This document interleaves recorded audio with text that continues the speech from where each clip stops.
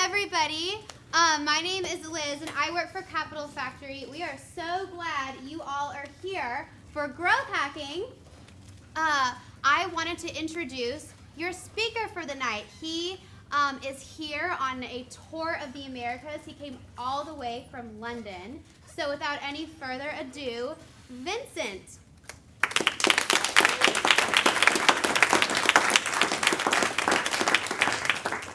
Hello, I'm back here.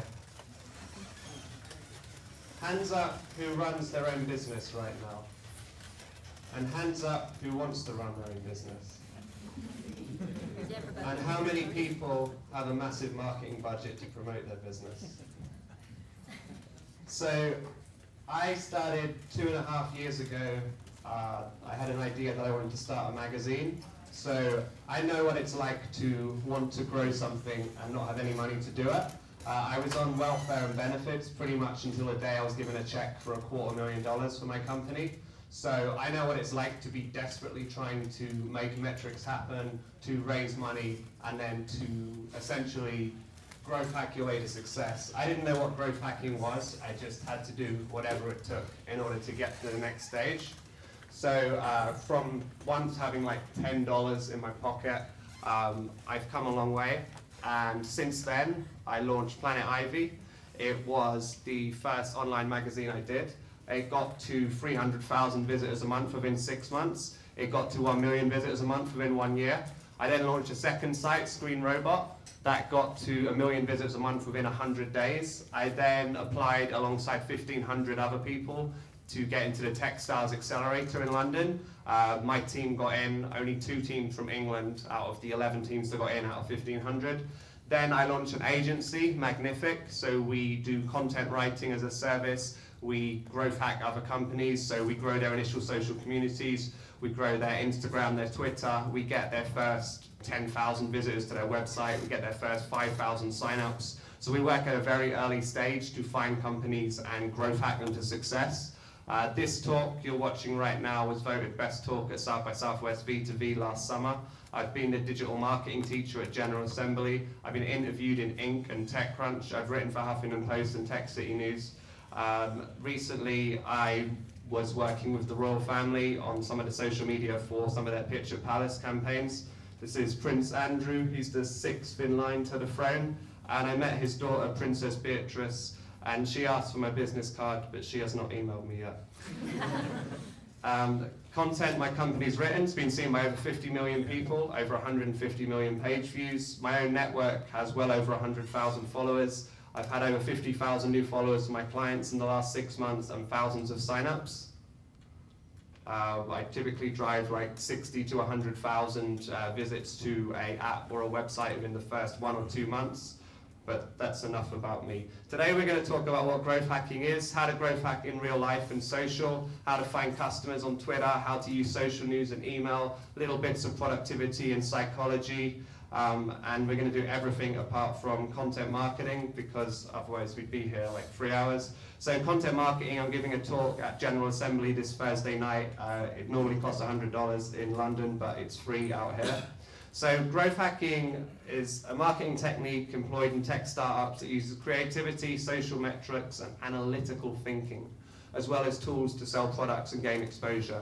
Basically getting a whole lot of shit done with very little resources. Like when people talk about hustle, that's what growth hacking is. And everyone likes to post those hustle memes, but some of the things I'm going to talk about tonight will make you deeply uncomfortable, and they should, because that's the story of how startups become big.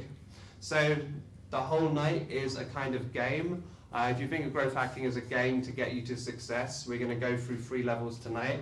And you have to understand that there are rules to it, but the rules are always made by those who break them. So the golden rules of growth, it should be scalable, repeatable, and predictable. This means you need to be able to do a hell of a lot of it over and over, and it should have predictable results. This is why I love Twitter and Instagram. You're never going to run out of people to reach out to on there. There's millions and millions of users. Some of the other things you can do at the very start, but if you have a massive network or a massive mailing list you can tap into, if you can get in that over and over and get traffic or clicks or whatever it is you need, that's the definition of a really good scalable growth hack. So the 10 rules of growth hacking. The first rule is, you do not talk about growth hacking. Why do I say this? When investors ask, oh, how are you growing so fast? Never go, right, we've got a system for Twitter and email marketing. You want to say, we basically have discovered magic. We're doing something people like. Never give away what you're actually doing. People want to believe in magic, and if they don't want to write you off as, oh, they just have a Twitter hack or something. So it's really, really important that you never give away exactly what you're doing. As such, the second rule of growth hacking is, you do not talk about growth hacking. Why do I say this? When your friends go, how are you getting so much traffic? Never tell them. Never write blog posts. Never write anything that gives away your secrets. All great companies are built on secrets. You have to find the 1 or 2 channels which will absolutely destroy your competition and then absolutely rinse them. So speak to your customers and define your messaging before you go viral. If your site doesn't load fast, if your site isn't mobile optimized, if it's not clear what you do, which is the main one, most startups when they start, it's not clear exactly what their product does, then it won't matter. So you have to have all of these things set up. So as such, you'll have to get a good basic understanding of user experience. And I can't go through user experience as a whole topic right now, but I can tell you everything you need to know in 90 seconds. Does someone want to time me? Does someone have an iPhone out there? Yep. Do you want to put a stopwatch on? And then at 90 seconds, make a noise if I've not got all the way through this. All right. Ready to start? Go. All right. So this is UX myths. If you're new to user experience, you can read all the basics like mobile users are distracted, simple equals minimal. You need to know these things before you start user experience. This is balsamic. You can mock up your site. Don't pay a designer to do it. Do it on this for free. Hand it to any developer and they'll be able to build it. This is how your sign-up should be. Don't bother asking them for email or their password. Don't even try and get the email. Just get them to sign up and start using your product and then grab that stuff. Every step you put in will mean less people sign up. So have an auto login after sign up and send them a personal email straight away when they sign up. Always ask them, how did you find the site? This is how you find which of your marketing channels actually works. This is a UX checklist via GitHub, so you can go through everything before you launch. Just email me for the slides at the end and I'll send them. These are the 5 best call to action buttons of all time. Number 1, sign up will get the most clicks. Then download free. Then start with your free forever account. Finally, get started. And if you're a bit more complex, you might need a how it works button. So this is Crazy Egg. This shows where people hover their mouse on the screen, so you can see what people truly do on your site, not just click. This is Optimizely. It helps you A/B test different slides, so you can have 2 different messages on your website before you have the email box and track which one gets most clicks. It's free up to 70,000 visits a month. Obama used it on his campaign. This is a website checklist you should go through before you launch your website. This is Qualaroo. It has real-time quizzes on your site, so people are like, why didn't you purchase? Are we running out of time? Right. Oh, can I have 15 more seconds? As long as you want. Cool. So 5 of your users will find 85% of your user experience issues. So it doesn't take much to have people test out your site. Thanks. Okay. So I coach a lot of entrepreneurs, and they always ask me, I have so many channels I could test, what should I be doing? Start with the ones that are the easiest and will produce the most traffic. So if you are very good at Twitter, if you have a good email database already, if you have a massive LinkedIn following, start here and get as many users as possible. You do this because you get momentum, you start to get feedback, and then you can bake that into your product and then make the product better, and then over time go to the harder channels. So all your goals for growth hacking should be smart, specific, measurable, achievable, relevant, and time-based. So we want to get more users in the next few months is terrible as a goal. What you want to have is we want to get 5,000 users before South by Southwest. We're going to do this by reaching out to 10,000 people every week on Twitter. We're going to get into an email list that has 10,000 users and send 4 emails every 2 weeks. We're going to drop flyers at every co-working space in Austin, and we expect to have a 20% conversion. So have all of these goals that you can actively say to your co-founder, this will be done by this week. People generally are trying lots of different things, and then the needle never really moves, and eventually you run out of money. Read the basics for your channel on growthhackers.com. So if you're new to online marketing, this has all the best case studies. So the latest Pinterest hacks, the latest YouTube hacks, different content marketing softwares. So if you're new to all of this, this is a way better place to spend your time than Facebook. Don't worry too much like the color of the buttons and the size of the buttons and stuff on day one. On day one, all you need is traffic. Most startups die in the early stages because their websites receive no traffic. You have to solve that problem. All the other little problems can come later. Be a mixture of madmen and mathmen. Mad Men, the TV show, they take absolutely massive risks, but they always deliver absolutely crazy value for their clients. And likewise, mathmen, you need to be able to understand how to measure everything. At a very basic level, you need to understand how to use Google Analytics and Bitly to track clicks. Those two things are the basics of all you need to know in terms of marketing tactics and strategies. So this is a $9 marketing stack. Segment is free for up to 100,000 events, so it's a single hub and collects all of your customer data. Google Analytics shows who's on your website right now, what sources send you the most traffic, what pages are the most clicked. Mixpanel enables you to do really cool things like tag a user. So a user from a certain channel, have they signed up? Have they signed into your app in the last week? If not, send a message to send them an automatic email. Optimizely is A/B testing different slogans, and people click one more than the other, and then you just carry on testing. Active Campaign is an email marketing software. Scrollbox by SumoMe has really cool pop-ups to help retain emails. And Perfect Audience is retargeting widgets. So if someone comes to your website and doesn't buy anything, you can get those banners that follow them around the web saying, come back and we'll give you 10% off. So pour more resources into the ones that work. So try a few channels. It's generally recommended to try 3 growth channels a week. And then for the ones that are producing even a little bit of results versus the others, pour more energy, more time, resources, money into those, and then scale those up. So I normally give this talk in London, and I tend to say, think more like the Americans. So it's good to have a winning at all costs mentality. So as some examples right here, you have to do whatever it takes on whatever channel in order to get those early users. So Airbnb posted thousands and thousands of cross posts from their site to Craigslist. So Craigslist had loads of people looking for apartments, so Airbnb would put ads in there and then vice versa. So all the people looking for apartments would go to Airbnb, and all the Airbnb apartments would go to Craigslist. So think, where do your current customers hang out, and how can you get in that flow and get in front of their eyes? BuzzFeed stole thousands of ideas off Reddit, Imgur, and Tumblr on their way up. So they were just taking pictures, putting a new title on it, and then creating an article. They had to do that and create a lot of low quality content in order to get the funding, and they now do really good journalism. But they understood that you have to get that traffic, those eyeballs, before you can get that investment. And finally, Genius, our rap lyrics website. So their main source of traffic was Google. 2% of all Google searches are for lyrics. So they were asking bloggers to link back to them over others, which was against Google's SEO rules. So one day they were suddenly blacklisted from Google. They went from page 1 for most songs to absolutely nowhere. But by that stage they'd raised like $20 million, so they presumably just called up the CEO of Google and said sorry, because they were back within about 2-3 weeks. The point is, once you're rich, you can delete your past. Once you have this investment money, which everyone's so desperate for, the connections come, and then you can do things other people can't. So always think, what do I need to do, and what am I going to be most embarrassed about doing, and push past your embarrassment. So this is a typical growth engine for an app. Firstly, you have to make people aware of it. Secondly, they have to download it, then they have to activate it, and then there should be a sharing mechanism within it so they bring more friends in. If you're building an app or any piece of software, if one side of this chain is broken, it's probably not going to work. Awareness is, in the first instance, very hard to do, but I find most people always leave out the sharing mechanisms. What can you do to get every single person who comes to your app to invite 3 friends? Do they get a month free? Do they get 20% off? Do they get 50% off? You have to get the users to do the hard work for you.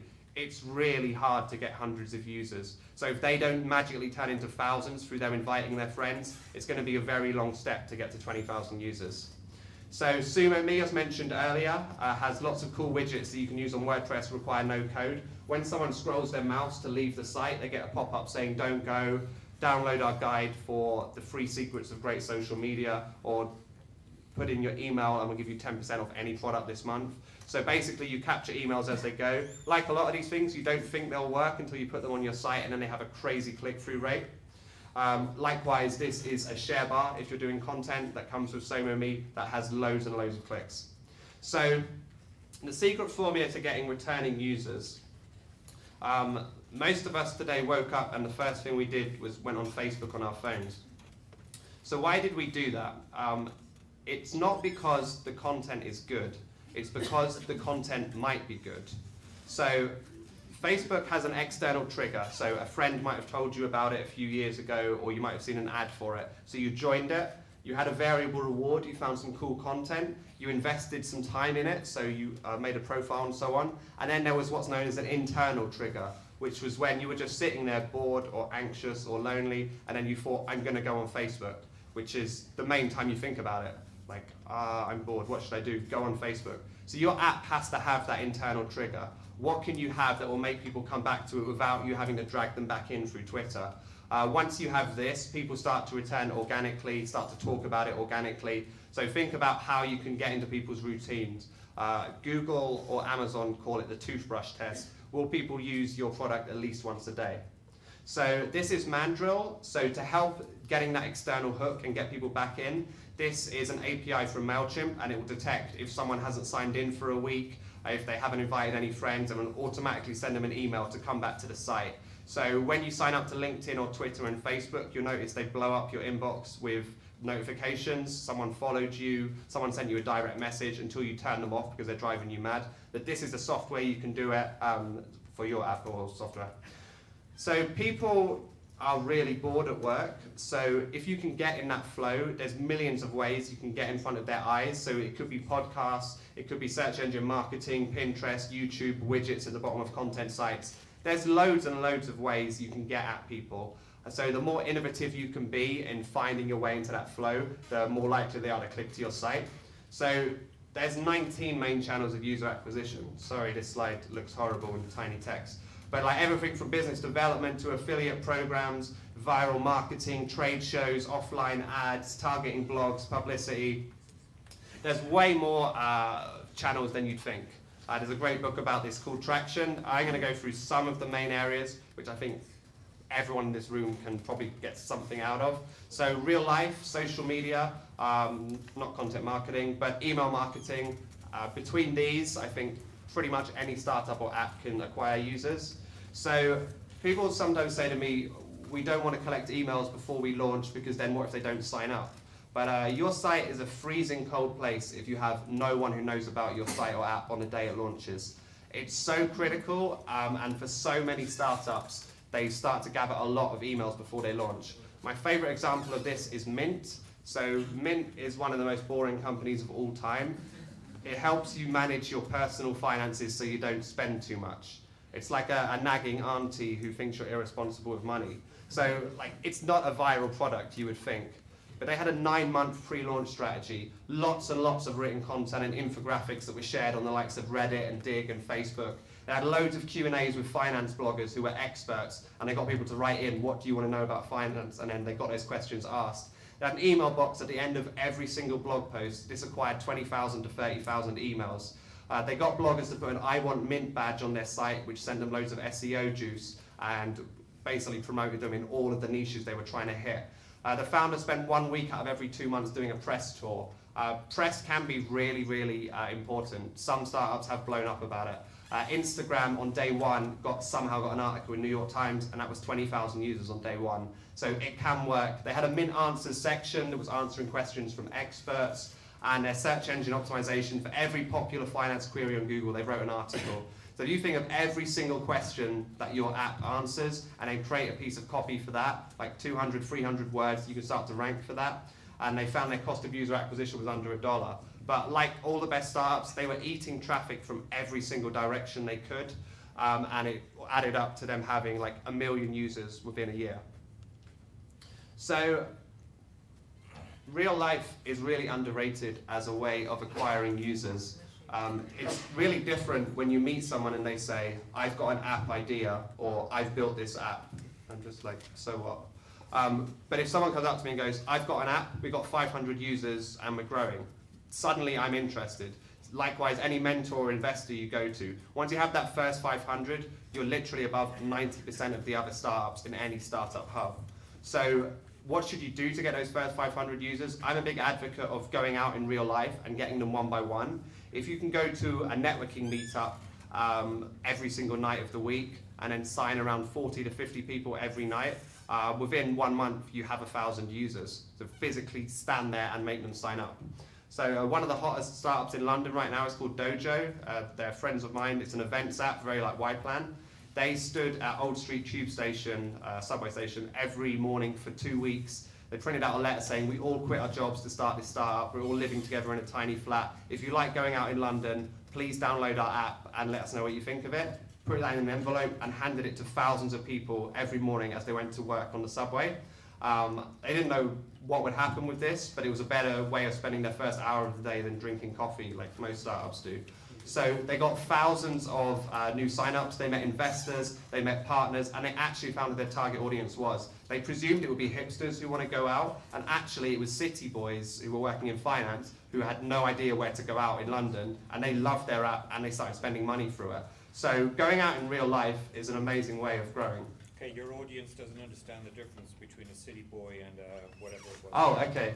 A hipster is someone who doesn't have much money, reads BuzzFeed, goes out and drinks Pabst Blue Ribbon, listens to Skrillex maybe, and a city boy is someone in a pinstripe suit who thinks Wolf of Wall Street was a great film. Yeah, I don't know, votes Republican? I don't know. Yeah, so a city boy works in finance, a hipster is a younger, cooler person. So understanding who your audience is really, really critical. Where would you go in real life to get the first 1,000 signups?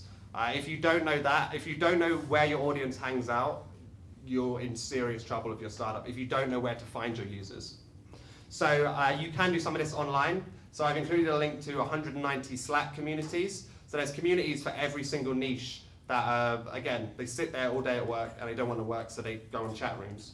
Meetup and Eventbrite are absolutely amazing as well. Type in your niche on Meetup and Eventbrite. There's almost always meetups. And the key with this is don't go there to network, go there to give talks. Write 2 paragraphs on, I'm an expert on this, and I've written a talk on 10 ways you can improve X, or whatever your app does, and say, can I come and give a talk to your people? And then go to many meetups and Eventbrites, and then the whole room sees you, and the whole room will sign up to your app. So Meetup and Eventbrite is amazing, and Slack is great if you just want to sit at home. So this is Charlie app. Charlie will find all of the public information about anyone in the world. You just have to type in their email address. So if you wanted to sell to someone in Texas, I might look them up and see they're a fan of the Texas Longhorns. Look at their history and then say, hey, they're having a really good season. They'll be like, wow, I didn't know you're into this. I'll be like, yeah.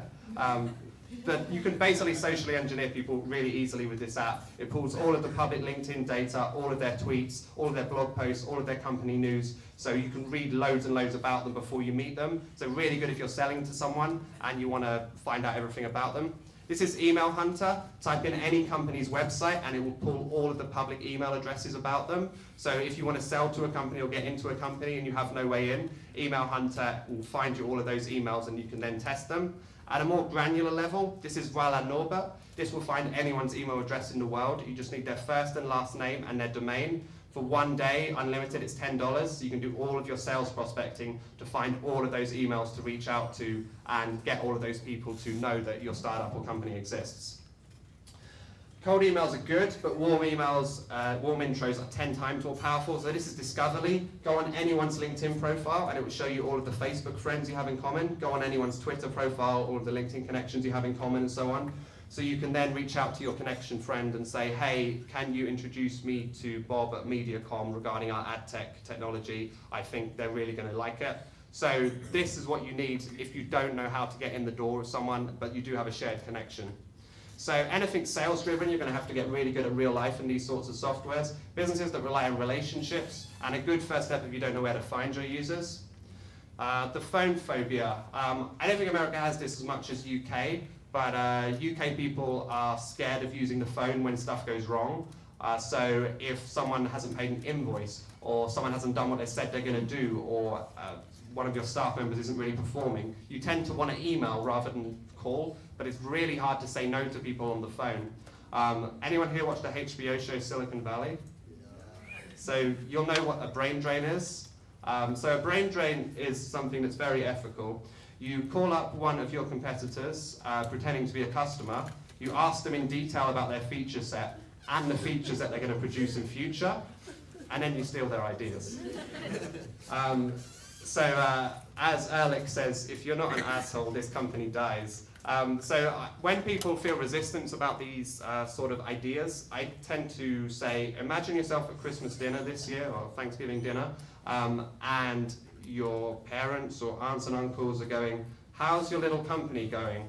Well, you're either going to tell them that you've run out of money or it's going really well. So have that mental image every time you think, this is a risky thing to do, should I do it?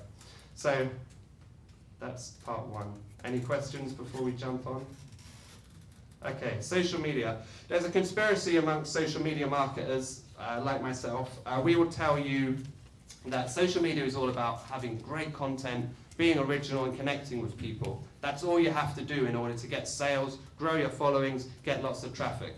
Now we tell you that because it doesn't work and we want you to hire us. The actual way to do social media is to reach out to a lot of people in the first instance, follow a lot of people, tweet at a lot of people, get in front of as many people as possible and start to build that following before you start tweeting. Now, if you only have 150 followers, you could be doing everything right, the most amazing pictures, the best links, but no one is going to reply, retweet, and favorite. You have to build a base of like 2,000 followers per platform before you can even begin to do anything. So always think, what do I have to do to grow that following before I start? So another problem is people are generally very narcissistic, so they post about themselves, about their companies, office selfies, alcohol Fridays, no one cares. People don't care about you and they definitely don't care about your product, so you have to be providing real value to other people. Pictures they're going to like, interesting questions, quotes, text. Now, it's real hard to come up with that stuff every day, so my advice is to steal it. So if you find something you like on Facebook, bring it across to Twitter. So just grab it, copy and paste it. So this is something I found on Facebook, and I was the first to get it on Twitter. And it was so popular that it got thousands of retweets and favorites within the first hour. And my name started trending in London and Melbourne, Australia. So I started to get a lot of new followers and interactions for something I didn't create, but it still felt good. This is another one I found, and a celebrity retweeted it off me, and then it started to get hundreds and hundreds of retweets and favorites really quickly. This is another way of essentially getting very up-to-the-minute content that people will like. So it's known as screen grabbing. So in the UK, a telecoms company was hacked, and they received a ransom demand. So a famous newscaster tweeted, "TalkTalk has received a ransom demand," and someone replied, "They could be hanging on for hours for a response if it's TalkTalk," because telecom companies are bad at replying. So what not a lot of people understand about Twitter is a lot of people on Twitter are unemployed, and they follow famous people, and then as soon as those famous people tweet, they get the first snarky reply. So if you screen grab that and make that a tweet, that's some really viral content that's up to this minute that has a good chance of getting engagement. If you don't know where to find good stuff online, this is Welcome to the Internet. It's a Facebook page. It has up-to-the-minute viral memes that are always brand safe, that people that follow you are going to like. They've already validated that it gets favorites and retweets, so you just have to grab the stuff off here. If you did nothing tonight but grab these for an hour, this would be like 3 months of fun content. This is Sniply. Every time you share a link to anything through one of your social channels, when they click through, they will get a pop-up advertising your company or whatever you want. So you can, even when you're sending links to the New York Times or somewhere else, you can still get an ad on your content. So if you want to send links out, this is another good way of getting some eyeballs on what you're doing. Instagram is the best place to find new users and customers.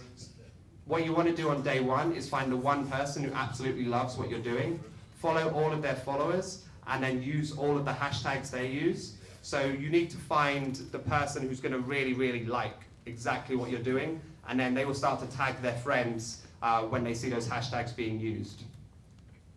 So you can generally get people's attention with a memorable URL. So what you want to have is a page on your website that you don't send any other traffic on. Instagram traffic will never show up as Instagram on Google Analytics. It will show up as direct, along with stuff from the Twitter app and Facebook app. Anything from an app shows up as direct. as does anything where they type your address in the browser. So there's a whole lot of muddy traffic. So if you have one page on your site, say /go, that's what you want to have the link on your bio for, and send all of your Instagram traffic there, and don't have that link go out on Twitter or Facebook or anything else, so you can see if your Instagram traffic's actually working. You'll probably be aware that you can't put links in picture posts, but you can always put link in bio, and then they'll find your bio and click through that way. So this is anatomy of a good Instagram post. This is from Founder. They went from 0 to 110,000 followers in 6 months. So they've stolen an inspirational image, put an inspirational quote on it, a tiny credit, and then what they've done here is the most interesting thing. Not a lot of people know you can reply to your own posts on Instagram and dump as many hashtags as you want in, and all of these hashtags will rank. So they've done everything from motivation to working to businessman, businesswoman, everything, every possible hashtag their audience will like, and all of them will rank in the first 2-3 hours, and then 1 or 2 of them they may get to the top, and then people will see it. And you can always delete this comment afterwards. So another great way of getting engagement on Instagram is, you've probably seen it, double tap if you agree, or double tap if you love ice cream sundaes. And also tweet someone who's a good entrepreneur, tweet someone who's a good musician, tag them in. The big caveat of Instagram is, none of these things really work until you have at least 2,000 followers. So what you want to do on day one is get shout outs from other people in your niche. Try and get them for free, but otherwise pay. But until you get 2,000, all these little hacks, like tag someone who's into X, they won't work. So you have to get that initial traction. Another way of getting initial traction is through regramming. Find something in your niche that people are taking photos of, and approach them and say, hey, can I regram your photo? People will generally say yes, because you're giving them a compliment. Invent a hashtag and then tag them in, and then there's a good chance they'll see it and regram you back. So this was an experiment someone did for like beaches in South Wales in the United Kingdom. So it's like a very niche thing. He found all of the people who were using that, and then he started regramming them, and within 2 weeks he had his first 1,000 followers. So it's really possible to find people in your niche and start connecting with them. So making good Instagram posts, use Canva if you're creating them on desktop. So Canva enables you to design really nice posts for all of your social channels, like automatically resizes for Facebook backscreen, Pinterest, YouTube, whatever you want the logo to be, you can do that. If you're taking photos in real life on Instagram, use TextQt to put cool letters over the top. You can use Hootsuite or Buffergram to schedule your Instagram posts, so you don't have to physically be there. So you can do a week's worth of Instagramming in 1 hour. It's a bit fiddly, like it sends a message to your phone that you're okay, but it will still save you time. And Webster.me will find all of your relevant hashtags. If you want to find the hashtags in your niche, then you can find them through this site.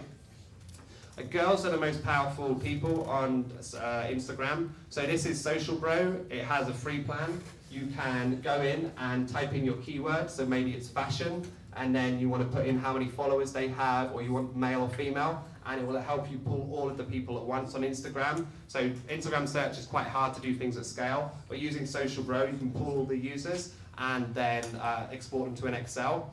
So generally speaking, 0 to 10,000 followers, people aren't influential enough, but over 50,000 in most of the main niches, they're already signed to an agency. So between 10,000 and 50,000 is like a good sweet spot to approach people and say, hey, can you give me a shout out, or will you do a post for $20?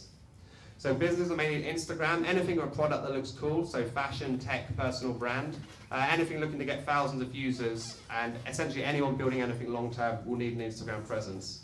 So Facebook. I'm not going to go too much into paid methods tonight, but Facebook really has 2 ways of getting traffic and users without paying. The first is your personal profile should be your professional profile. Like if you're working 15-hour days on your startup, you don't get to then have like a private Facebook of you getting drunk with your friends on a Friday. It all has to be one place. The reason is most business people now do use Facebook professionally. Their private is their professional. People share things on Facebook they never would on Twitter and LinkedIn, like their kids, their dogs, and so on. The things they're really passionate about. So you can build much closer relationships with them, and then you can use those influential people to grow your business. And secondly, Facebook groups. Facebook groups are the last place you can get free traffic from Facebook. Facebook groups are the only public area of Facebook. So there are groups for absolutely every niche, and there are lots and lots of groups of over 1,000 members, which is like the minimum for a good group. So for instance, with this talk here, I joined the Austin Startups group, has 10,500 members. I did one post saying I'm giving a talk here in a month. 150 people signed up in the first day. Like, that group is really, really busy. So whatever your niche is, you can find all of the groups in it and then post into it saying, we're doing this, we'd love your feedback, and you'll get early clicks, early feedback from it. It's not going to be mountains of traffic, but if you think you can get into 20 groups of over 1,000 members related to your niche, every time you write a piece of content, you can drop that link into all of those groups and start to get that initial traction. So Facebook groups are an incredible way I've used of getting people to my website. Also, a more experimental strategy is build your own Facebook group. When we started a conference series in the UK, and we didn't want to spend any money on a Facebook page, so we started a group. And groups are interesting because when you build a business page and you invite people, they can say yes or no if they even see your post. But if you invite someone into a group, they are in it by default, so they then have to opt out. So if you and your co-founder have 500 friends, within the first hour, your group has 1,000 people in it who will see all of your posts. And then it can grow out from there. And yes, 10% of people will leave straight away, but then you have 900 people who will see your posts. And then if there's more of you and you can add more people to that group, then you can get a lot of eyeballs on what you're doing. So if your company is strong on community, then this is a good idea. Otherwise, it's quite tricky to do. But as with most of these strategies, you try them and then some of them really work for you. This is how Facebook shows what to show in your newsfeed. So firstly, interest. How interesting are you? So do people generally like, share, and comment on your posts? If they do, Facebook will like you because Facebook's one job is to keep you on Facebook as long as possible. So if you're doing posts that keep people engaged, it's going to like you and show it to more. So you should only be doing posts that get engagement. Secondly, the type of post. Facebook's favorite post is inbuilt video because of its whole taking on YouTube thing. So if you can embed video, then it has a good chance of being seen by a lot of people. After that, text posts it quite likes. After that, picture posts it used to like more, now less. And finally, recency is the most important one that you have the most control over. So generally with Facebook, likewise on Reddit, you need to get 10 likes in the first 10 minutes to get people to see it. So if it gets a lot of likes, shares, and comments in the first 10 minutes, it will show it to more people. Generally, Facebook only shows your post to a few of your friends or a few people who've liked your page. If they like it, it will show it to more, and if they like it, it will show it to more. This is why when you log into Facebook and there's a baby or a wedding, that's why it's at the top of your feed. As soon as it went out, it got loads of likes and loads of comments. So you have to have that sort of feedback on what you're doing. So get everyone in your office, all of your friends, all of your family to like, share, and comment when something goes live. If you have a big product launch, what you want to do is get everyone to share a link to your website or app at the same time, especially in a small geographical area. Facebook will think something's going viral and will send a lot of traffic to your site. My friends did this and they got like 1,500 people on their site at once. They did it every night at 7 o'clock for 2 weeks with different groups of their friends doing a link to what they were doing. So if you can game it that way, Facebook has to believe it's legit and will start to show your traffic to people. You do need to understand how to use Facebook paid. As your company grows or you work for someone else, you will need to understand how to do this. Generally, you will need to build a Facebook business page for your company because it's just too strange not to have one. So understand the basics of this. You can do tests for $5 a day, which will enable you to see how to reduce clicks and so on. Also, when you go to do Facebook paid, there's a less chance you get ripped off if you understand how to do it. So custom audiences are the basics of what you need to know for paid marketing. So custom audiences, all the people who've signed up on your website and given you their email address, you feed all those email addresses into Facebook and Twitter, and it will only show ads to people on your email list. So you know you're targeting people who have shown interest in you. So this is spaceship.rocks. You can export all of your competitors' Twitter followers, turn them into emails, and then target them using custom audiences. I don't know what the Can Spam Act is, so I can't recommend you email people cold. But I will say people keep emailing me because I'm on Angel List, so there may be something in that. Business is mainly Facebook. Anything of product that you can arbitrage, so if you can get clicks for one price and sell them on for more, then you can just scale that up, and plenty of businesses have made millions doing this. This can include apps, but paying for app installs is a bit like taking drugs. Eventually the money's going to run out and then you're going to have problems. You should add the line of retargeting code to your site, so anyone who hits your site you can then target with Facebook ads. And another good way of building your initial following is fanpagekarma.com. You can track other Facebook pages which have a lot of likes, and you can then reach out to them and say, hey, for $25, will you give a shout out to my site? Many of these fan pages have real problems making money, so you'd be surprised how much they'll do for how little. Twitter is my favorite social network. You can reach out to people in so many different ways. So you can follow people, favorite, retweet, add them to a list. That's 4 more ways than you can get at them on Facebook. So don't worry about hashtags on Twitter. No one really uses them. Instagram, people do use hashtags, but you'll never really get many more clicks if you hashtag something. Twitter isn't about mountains of traffic like Facebook. Twitter is about finding a few people every day who absolutely love what you're doing.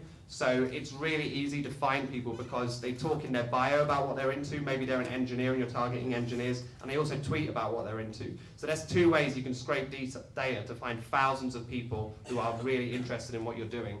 So this is Social Bro. It's the best Twitter tool of all time. You can search by gender, job title, location, whether they're a company or a person, whether they've tweeted in the last 15 days. So you can find really active users who are really into what you're doing, target and then reach out to them. It has a free plan. You just tap in your Twitter account and then say you're looking for accountants in New York. It would pull up all of the accountants in New York, which you can then follow them or reach out to them from here. You can also export them to an Excel and then do more stuff with them. So Twitter search is really hard to use, as you might have found out, but this enables you to get like the list of 10,000 people you can target on day 1. So when I take on a new client, I normally go straight here. Likewise, when I'm coaching people, I'm saying if you don't know where to find your customers, go on Social Bro, use their searches, location search, keyword search, and then find all of those users and reach out to them. One of the golden rules of the internet, people generally follow back.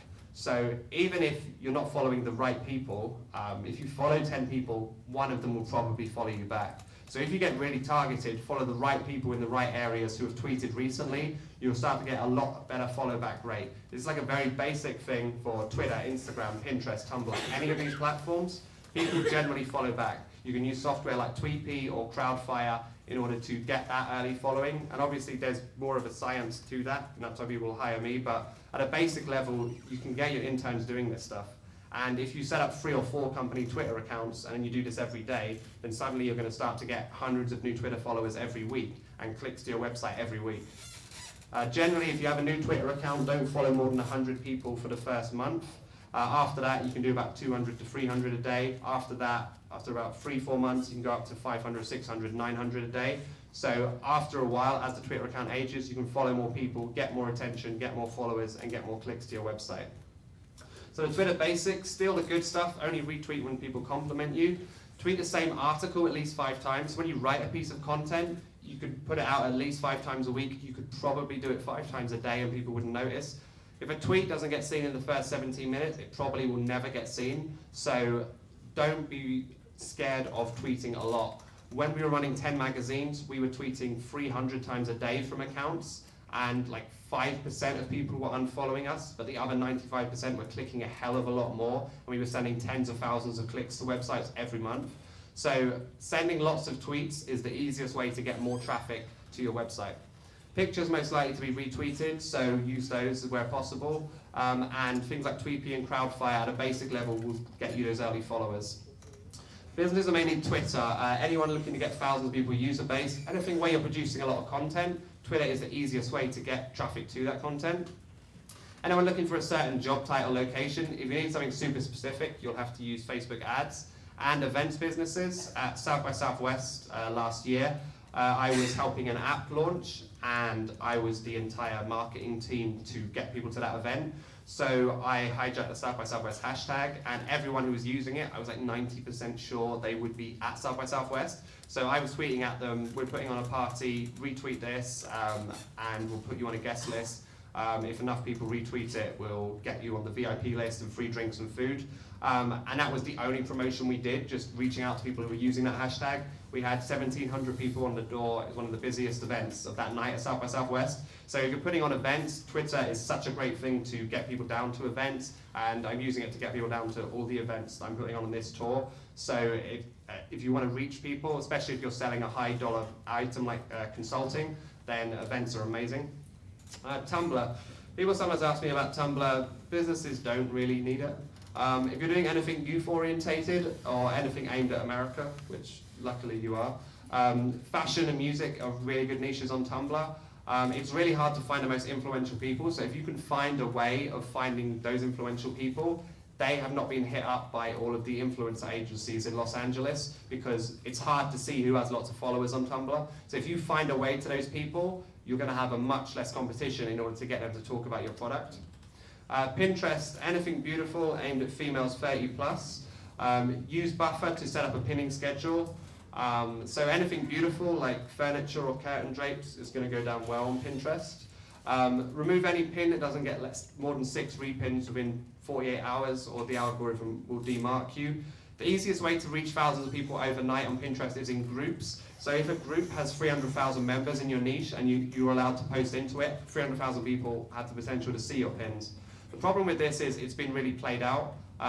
Everyone knows that these groups do it, but if you can charm the people who have these groups and get into it, that's the easiest way you can reach a lot of people, and then you can start to flood those groups with pins. It sends massive traffic, but Pinterest is not like Instagram and Twitter, where you could walk in off the street and start to get hundreds of followers. Pinterest, you need to really know what you're doing. So if you naturally are good at Pinterest, then there's a massive opportunity there. If you're looking to find influencers to talk about your product to get the word out in the early stages, this is Ninja Outreach. So you can type in your keywords and find all of the people who are into that. On a more granular level, this is Analytica. If you do written content, you can copy and paste it into Analytica. It will pull out all the keywords and then find the influencers who have been tweeting about those keywords recently. So you can then reach out to those influencers and say, hey, you may like my article, please retweet it. If you're doing YouTube, FameBit is the way you find YouTube influencers. It's expensive. I think it's like minimum like $10,000 a month to get people to talk about you. But YouTube influencers send crazy clicks, like so many clicks. YouTube is super engaged. So if you have a budget for marketing, it's a good place to start. And I've heard quite a few apps just using vloggers and bloggers have sent their first 20,000 app downloads. So I've included a link here to post to multiple LinkedIn groups at once. So LinkedIn, like Pinterest, if you get into a big LinkedIn group and it has 200,000 members, well then when you post into it, anyone looking at that feed of those 200,000 has a chance to see it. So potentially massive opportunity. Again, there's like spammers in those groups too, so it may take some time to get into those groups, but there is a massive opportunity there if your niche is more serious and doesn't work with the likes of Twitter. So LinkedIn channels are another amazing way of getting in front of people. When you write a piece of content into Pulse, LinkedIn's publisher, it chooses where to send your content based on the keywords you use. So if you are writing about career, there's 1 million people following that channel. So if LinkedIn puts it in that channel, there's 1 million people who may see your content. I've known a few people who aren't great writers to build a following on LinkedIn quite fast. So if you're doing written content, it may be a good place to cross-post all of your content alongside Medium. But on your own blog, on LinkedIn, on Medium, the secret of content is you should be everywhere. And I've included a link to some big LinkedIn groups to post there. So as mentioned earlier, like everyone in this room should be able to get their first 500 users. So message your LinkedIn contacts in batches of 20 using the link I sent you. And I don't think everyone you message sees who you're messaging. Individually message all of your Facebook friends. I do a private message, like I'd love you to check out my app or my software and let me know your thoughts. Tweet all of your Twitter followers one by one, and then email all of your contacts one by one. Like, this is real low-level hustle. If you're not prepared to do this, it's probably not going to work. But between all of these channels, you should get about 100 downloads on each, and so you should reach 500. And if you're thinking, but these aren't my ideal users, that's fine. These are the people who are going to say, why is your app so slow? Why doesn't it work on my Android? This link doesn't work. They will iron out all of your problems. So when you go to your ideal users, you can say, hey, check out our app. Already has 500 people using it and growing really fast. Would love your feedback. When you take it to them, you have a much more refined product. So get those first 500 users by any means possible, and then move on to the real users. So LinkedIn, you may have noticed when you look at someone's LinkedIn profile, they tend to look back at yours and vice versa. So the most obvious LinkedIn hack is to build a bot which looks at lots of people's profiles every day. You may need LinkedIn Premium to do this. The software to do this in a semi-automated sense is called Froghopper. It's a Google Chrome plugin. You type in your keywords and it will look at people's profiles all day and will increase your connections. So Reddit is an amazing place when you're starting out to find influencers and people who will be interested in what you're doing. So what you want to do on day one is build a Reddit account and then sign up here and put in your keyword. So it could be fashion, it could be music, whatever your niche is, I can guarantee there will be a subreddit for it. There are 95 subreddits for electronic music. Reddit is where all of the forums from the 90s migrated. It's basically a Facebook competitor, has hundreds of millions of users every month, so the people you're trying to target will be on Reddit. I've also heard Reddit paid ads are really good in certain niches. My friend did a coffee by post business and got incredible returns by it. Not many people use it. So Reddit, if you're looking to target, say, startups, you would go to r/startups, r/entrepreneur, small business, and then join those communities, start replying to things, start posting links to other people's content. Only one link in 10 should be to your own content. You cannot go in Reddit and spam. You could go on Twitter and start spamming today and start getting clicks through. But on Reddit, you will just get banned straight away. You have to build your trust with the people on Reddit. Also, Reddit is the place, if earlier when I was talking about welcome to the internet, you were thinking, well, my company's too serious for like animal pictures. So Reddit is the place you find all of your content for all of your other social channels. It has up-to-the-minute news in every niche. Reddit is where the entire publishing industry of the world finds their stories. I did it on Planet Ivy, the Daily Mail does it. All of the publishing industry find their stories, rewrite it, and then add a link to it. So you think of the likes of Huffington Post publishing thousands of articles every day, they find them on Reddit. So find all of your industry news on Reddit and then put to your social channels. And as for the pictures, Reddit has a sister site called Imgur, I-M-G-U-R. So you would go to, if your niche was fashion, you'd go to reddit.com/r/fashion for all the fashion news and discussion. And you go to imgur.com/r/fashion and you find all of the fashion pictures. You can then tailor that by most upvoted of all time. So you can then see these images are guaranteed to be liked when I put them across Tumblr and Pinterest and everywhere else. Anything where tech feedback is important, social news sites are amazing. Anything where early adopters are important, and anyone looking to get thousands of users can see their initial users here. It's not for everyone, like a lot of the things I'm talking about, but it drove us so much traffic on Planet Ivy and Screen Robot when we were running the publisher sites. So, newer platforms.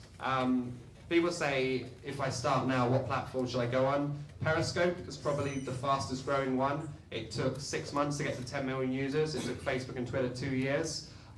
There's a link to an ebook there if Periscope is relevant to you.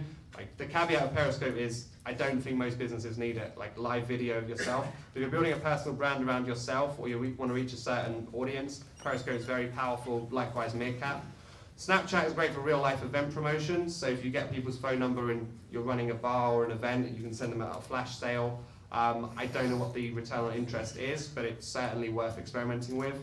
WhatsApp, again, if you get people's phone numbers and they allow you to text them, there's a good chance they're going to see your text, but that's very much on the line of bad activity. The social media level is complete. Do we have any questions before the last level? Headlines are the most important thing. When you're writing content, people generally find your company by either SEO or social media. So if you don't have a good headline, it doesn't matter how good the content is. It doesn't matter how good your app or site is. So you have to get good at writing headlines. If you write a piece of content, write at least 25 headlines. This is because the best 3 or 4 will jump out at you, and then you can use Bitly to test which ones are the best. So Bitly is a link shortener and tracker, so you don't have a massive link in your Facebook or Twitter. You have a shortened link, and it tracks the number of clicks and where they came from in the world. So which time of day, which country. How you can use this with the headline tracker is you pick the 4 best headlines that point to the same piece of content, release them on Twitter every Monday, Tuesday, Wednesday, Thursday lunchtime with a different headline on Twitter, and then see which one gets the most clicks, which day, and then whichever one got the most clicks, put that on Facebook on Friday with some money behind it, because you've kind of already validated that this headline people like. Why is this important? Because BuzzFeed are no better at writing headlines than you. They just very, very aggressively test every single headline. They'll test it in a very small town, then in a larger town, then a city, then they'll A/B test a whole country, and then by the time it gets around to you and it's like 15 cats who shouldn't have eaten yogurt, that headline looks irresistible, so you click on it. Buffer is the best piece of social media software of all time. So Buffer enables you to do days or weeks worth of social media at a time. You just tap in what times you want your posts to go out and what days. So maybe breakfast, lunch, and dinner, or times in between, or midnight. And then you set all of them up, and then you just load in all the things you want to say, all of the pictures you want to put. So basically, Buffer is a way of looking like you're active on social media all the time, even if you're not. We ran our magazine empire off the back of sending thousands of tweets on Buffer. Buffer also shows your analytics, how many mentions, how many favorites, how many retweets, how many clicks. So you can see at the end of the week which of my social posts actually did well. And all of these softwares, TweetDeck, Hootsuite, Buffer, they do very similar things. But once you send a post out, you then have to put another post in. So there's new software like Meet Edgar and SmarterQ. You put in all of your posts and then the times you want them to go out, and this will just send them cycle round and round and round and round forever, over and over. So people will see the same post once or twice, but you'll actually get a lot more clicks than you'd think. So search engine optimization needs its own area, really. I can't go through it like in this short hour. I've included Google's guide to SEO and 2 other guides to SEO if it's important to your company. So roughly speaking, SEO is 50% site design and 50% everything else. So in terms of your site design, is it fast? Is it mobile optimized? Are your H1 tags right? Do things link to each other within the site? And the other 50% is all the external stuff. Generally, how many legit sites link to you is still one of the strongest signals. How much traffic your site gets is about 6% of signals. So do people stay on the page a long time? So there's a lot of different things to take into consideration, and there's a link to the main 200 signals there. If you're looking to find your SEO keywords, keywordtool.io will enable you to find that. If you're on WordPress, Yoast is an essential SEO plugin that will help you get seen on Google. ClickMinded has an SEO checklist for things like Yelp and Yellow Pages and VentureBeat. So all of these sites you can have directories you can submit your startup to, and then all of those backlinks will give you SEO juice, which will enable you to get seen better in Google. Longtail Pro is you have to pay for, but it's a good way to find SEO keywords. Anything where you're selling a lot of products or have a lot of written content, search engine optimization is going to be really important. And any emerging markets like 3D printing, if you can be a voice in that area, you have a good chance of getting seen. So finally, converting it into gold. So email. Email is 40 times more effective than Facebook and Twitter combined. People check their email every day. Not everyone looks at Facebook and Twitter every day. People keep the same email for 5 to 10 years. So if you have a good title, there's a really good chance it's going to get seen. So driving people's emails, if you're selling something, is so essential that you almost can't do without it. So Aweber will enable you to automate a lot of your email tasks. And this is Hello Bar. It requires no code. It sits on your WordPress or other site. And then you put a call to action like download our guide for the secrets of social media, if that's your niche, or get 10% off anything in store when you join our newsletter. But make sure it's something that they'll actually want to join. And again, it has quite a good conversion rate, really sticks out on your site. I have it on my personal website. If you've never done mailing lists before, MailChimp is the best place to start. It's free for up to 2,000 users and really, really easy to set up a mailing list. So you can very quickly start sending a regular newsletter to people stress-free. This is kickbox.io. This will enable you to get rid of any broken email addresses. For $10, you can verify 1,000. The reason this is important is if you're sending to a lot of broken email addresses, then you come across as a spammer and your emails are way more likely to hit the spam folder. You want to be only emailing fresh emails that have a good chance of seeing it. Likewise, this is mail-tester.com. You can test the spamminess of your email by emailing them, and then they'll be like, oh, this has too many links in it, these pictures don't look legit, it has a broken link. So you can test it here before you send it to everyone, so you have a much better chance of hitting people's inboxes. If you don't know how to create good email newsletters, this is reallygoodemails.com. It shows you other newsletters from other startups that you can then copy. If you're looking to get photos for your content of your email newsletters and you don't want to pay Getty or someone else, this is stocksnap.io. It has thousands and thousands of free photos, so for any keyword, and they're really high quality, they look really nice. Likewise, pixtabay.com has lots and lots of free photos as well. If you have to do an email newsletter but you're too lazy, this is Review. You just drop in all the links and all of the pictures and it will automatically find a good layout, and we'll arrange it in a really nice way. So Wavelength enables you to swap email lists with someone else. So if you sell like weights for weightlifters and someone else sells that strange powdery stuff that they drink, you have the same market, but you're not competing. So you could reach out to them and say, can I put an ad in your newsletter if you put an ad in mine? So if you go in here and input your email list, it will find you all of the people. And then this is a great way of getting in front of a lot of eyeballs really quickly within your niche. So if they have 1,000 signups and you only have 500, you can say, we'll swap you 2 shout outs in our newsletter for 1 in yours. Email is such an underrated way of reaching thousands of people. This is Connect 6. Go on anyone's Facebook profile and it will show you all of the other networks they're on. So if you're really targeting a sales contact, you can look at their LinkedIn, their Quora, or their Google+, but don't use that because no one does. Sidekick is a really cool email tool, enables you to see who opens your email. So if an investor says, I didn't see your email, you know they're lying. And likewise, Boomerang is really cool. You can send your emails later on. So if you don't want to get an email back and forth with your boss, you can send them all at 5 o'clock, or you can send them at 6:30 in the morning if you want to look busy. Your inbox should be a kind of to-do list. It shouldn't have all of your meetup, your Eventbrite, all your newsletters in it. You should send them to a separate email. Your inbox should be just customers and internal comms. So this is Maelstrom. It costs $10 for 1 month, and it will unsubscribe you from all of your newsletters and will archive all of your Gmail stuff so that you can very quickly clean up your inbox. So buy it for $10 for 1 month and then stop using it.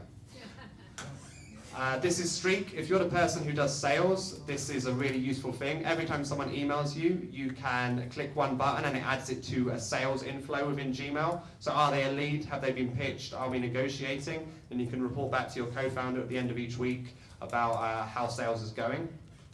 And finally, Rebump, my favorite Gmail tool of all time. When you start a company, generally you're less powerful than the people you're emailing. So you may email someone and they may not get back to you, but they should because you've taken time to send that email. So if you tick the box when you send an email and they do not reply, Rebump will email them every 4 days forever. Please don't email me. It'll be like, just thought I'd try you one more time, just checking you got it. And it really works. People do get back to you. An investor once said, there's a 98% chance I hate your guts. Wait, no. There's a 98% chance I didn't see your email and a 2% chance I hate your guts. So generally people like to be hustled. So approach with care, but it's a cool tool. If you want to send thousands of cold emails at scale and really drive people crazy, this is quickmail.io. This will automate all of your sending, all of your auto replies. So if you want to reach out to lots and lots of people quickly, you can do this.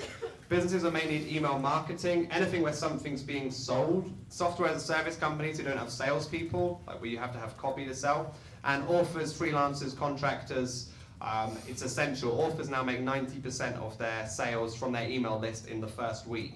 So authors tend to build massive email lists now by doing writing and the likes of Huffington Post, and then building that email list and then selling their new book to them. So this is kind of a cheat sheet. There's no hard and fast rules, but if you're a publishing company, I would say your acquisition channels, you need to get really good at Facebook, SEO, and email. If you're an e-commerce company, I'd say paid social, AdWords, and real-life partnerships. If you're building a social network or B2C app, being good at other social networks, real life, and having incredible virality of people sharing your app is what you need. If you're consulting freelance, all you need to really do is public speaking, or if you run an agency like me, we're a content writing and social media company.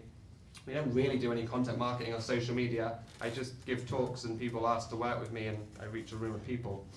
Software as a service, my favorite type of startup, can use every single acquisition channel. So it's a really good company if you're doing software as a service for doing content, for doing roadshows, for doing absolutely everything. And enterprise companies, you better get good at taking people out for lunch because these need partnerships and board members who can open doors. If you're selling to governments or Fortune 100 companies, like you need those face-to-face partnerships. It won't matter how good your product is, you just won't get through the door. So plan out every single user. So when you say to your co-founder, we're going to get 10,000 users in the next 2 months, you should be able to read out to them how. So we're going to go on Twitter and reach out to 10,000 people a week. We expect 25% of people to convert. We're going to do this number of Facebook paid ads, this amount of blogging for SEO. this amount of paid shout-outs on Instagram, this amount of flyer in co-working spaces, this amount of people are going to invite their friends into the app. We're going to reach out to 50 blogs to get PR. We're going to organize a meetup once every 3 weeks. So through all of these, you should be able to get a rough number of how many users. If you can't plan it out like this, it's going to be harder to raise money. If you go to investors and say, this is how we're going to get those users, you sound much, much more likely to get it. And I've included a link to my template there. So we're almost at the end. Unless you want to hear more, I have 10 minutes left. Yes. Yes. You want more? Yes. You must scream like you want more. Come on. Let's hear it. Give me a round of applause.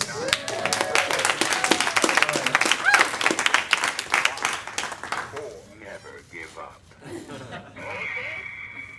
Okay. So emojis increase engagement rates everywhere. So if you are on the new Apple, Control Command and Spacebar will bring up an emoji bar, so you can put in all of those in your email or wherever it is you're typing. If you're not on the new Apple, iemoji.com, you can grab all of the emojis and then copy and paste them. They increase email open rates, the amount of people who reply to your Instagram comments. You can insert GIFs into your email, iMessage, Twitter, Facebook. Reactiongifs.com is my favorite place. So you just type in, I am happy, I am sad, I am disappointed, and it finds you a GIF. Also, you can make a GIF from any YouTube video by adding the word GIF before YouTube. So gifyoutube.com/whatever your URL is. I've included in here an app marketing strategy guide. If you're doing apps, Typosaurus will help find the spelling errors on your site. And I've included a couple of other links to things I think are interesting. SimilarWeb enables you to look at any company's website and see how much traffic they get. It's accurate to about 80%, so you can see how is your competitor doing. You can see, is it worth guest blogging on this blog? So you can also see on the paid version where the traffic comes from. So if they get a lot of traffic from Facebook or Twitter, you can then search them up on these platforms and then see what they're doing and then copy it or try and do better at it. Or if they get a lot of traffic from SEO, you can outbid them by 1 penny and try and steal that traffic. Trello is the modern to-do list. It's an amazing system of basically cards. What are you working on this week? What are you working on today? And what are you looking for feedback on? So as you do the cards, you drag them across. You can distribute them to other members in your team so that they can then see, hey, what have I got to do today? Really good if you work on your own as well, like your digital to-do list. You tend to sit at your laptop and think, I've got so much to do, where do I start? Trello tells you. This one I always feel uneasy about giving away. This is leandomainsearch.com. This will find all of the available .coms for any keyword. So if you're still looking for a name for your side project or app, you can find it. So I was searching for God and found areagod.com available, maingod.com, kiwigod.com. So if God is still available, your app idea probably is. ChartGo, you can create apps really easily, little charts. So if you want to do a client proposal, just type in x-axis, y-axis, and then it creates it.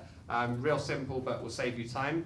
All great entrepreneurs read. So these are the 6 books I'd say will probably get you the furthest. Number 1, the 48 Laws of Power.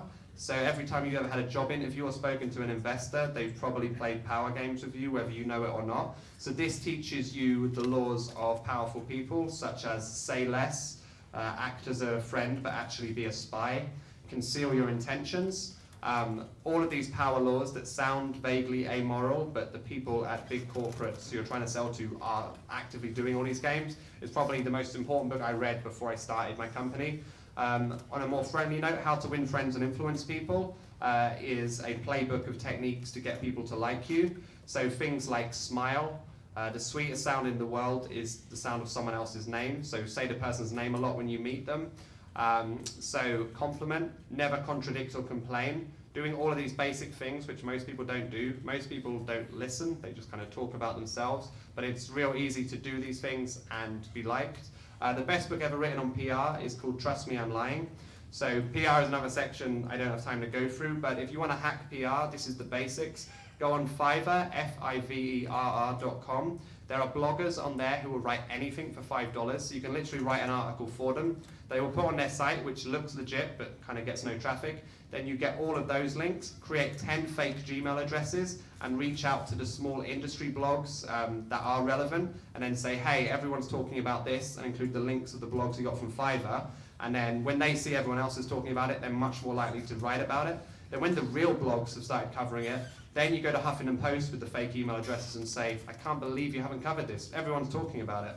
Now, Huffington Post want to cover everything. So there's a good chance if other people are covering it, they will do it. And then from Huffington Post covering it, you then go up to CNN and Forbes and so on. Plenty of companies have done this. It's not easy. You still need a good press story and a good press angle. But this is how you can do your own PR. And trust me, I'm lying. It's like a playbook for how to do that. 0 to 1 is the best book ever written on getting investment by Peter Thiel, the first Facebook investor. It has his 7-part tick box for are you investable, such as are you building a brand? Is it going to have economies of scale? Do you have proprietary tech, which means some guys can't build it in 1 month in a room in San Francisco? So if you can tick all of these boxes, you have a good chance of raising money. The 4-Hour Workweek is an amazing book aimed at people who want to travel around the world working from their laptop. It has tips like outsource everything to virtual assistants in the Philippines, like their English is really good, and put all of your company expenses on an American Express Gold card, and then use the club points to fly around the world for free. The Hard Thing About Hard Things is the best business management book ever written. So most business books are like increase your sales or marketing, presuming everything is going well, like peacetime. The Hard Thing About Hard Things is about wartime, how to fire someone, how to do a performance review when someone isn't performing, what happens when you steal a employee from one of your friend's companies, what to do when you're about to run out of money. So it's an incredible book written by people who have IPO'd companies, that if you're going to manage other people, you need to understand the basics of if someone comes to you and says, I'm about to leave unless you give me a raise, why you should never give them a raise, because if you do, the entire company then asks for a raise. What you should do on your to-do list. I coach people when they say, I have so much to do, what should I do now? And my answer is always split your to-do list into things that directly make you money and things that don't, and only do the things that directly make you money. And you'll be surprised how much the second list doesn't matter. So whatever it is that is the basics that will stop you from going out of business or not raising money, always do those things and then move on from there. So startups are a race against time. One thing I've started doing recently is having a board meeting with myself. So once a week at a set time, like I sit down and I'm like, is everyone present? Yes. Okay, start the board meeting. And on this, you only want to have 1 or 2 metrics, like has it been a good week or a bad week? So for me, it's like a side project I'm working on, have the numbers gone up? If not, like the board will be unhappy. And then you end up like texting a friend saying the board are going to be unhappy this week, and they're like, what? So having a board meeting with yourself, hold yourself to account. And if you have a co-founder, probably do it with them. So don't worry too much about this being a tech bubble. There will always be investment. There are massive returns happening. Don't listen to most people as well. Only ever take advice from people who have done the exact thing you want to do, be it raising money or growing a company. Like lots of people give advice, but most of it isn't good. Most blogs also are not very good. Focus on building and selling and growing users, and then the rest tends to work itself out. So I'm looking to meet interesting startups, so founders who have kind of found product market fit, have raised their seed round, are looking to grow their users. Places and meetups to give talks during South by Southwest in a few weeks. Like I'd love to give my talks out there, but I have no network in South by. And I can give lunch and learn talks this week for any of you at companies, or any other networking opportunities in Austin I'm looking to. But yeah, essentially if you're looking to grow your social channels or agency or anything I can help with, drop me an email. So everyone in this room spends more time on Facebook each day than they do washing themselves. And there's something wrong with that, because Facebook doesn't really add much value in terms of the things you're really trying to achieve. So this is Stay Focused. It's a Google Chrome plugin. And after 10 minutes, it shuts you off, so you physically cannot browse Facebook into the address bar. And yes, you can open a different browser, but you feel dirty doing it. And even if you need to post into Facebook to post into groups and check messages, 2 lots of 5 minutes a day will do it. And then with that hour to spare, you can do all of the other things that I've talked about on here. So I truly believe the internet is the ladder we can use to climb ourselves out of poverty. Thank you.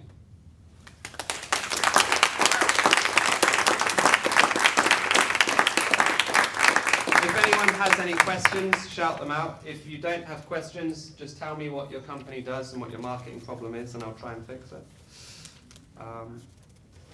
Any questions? Yeah. I have one.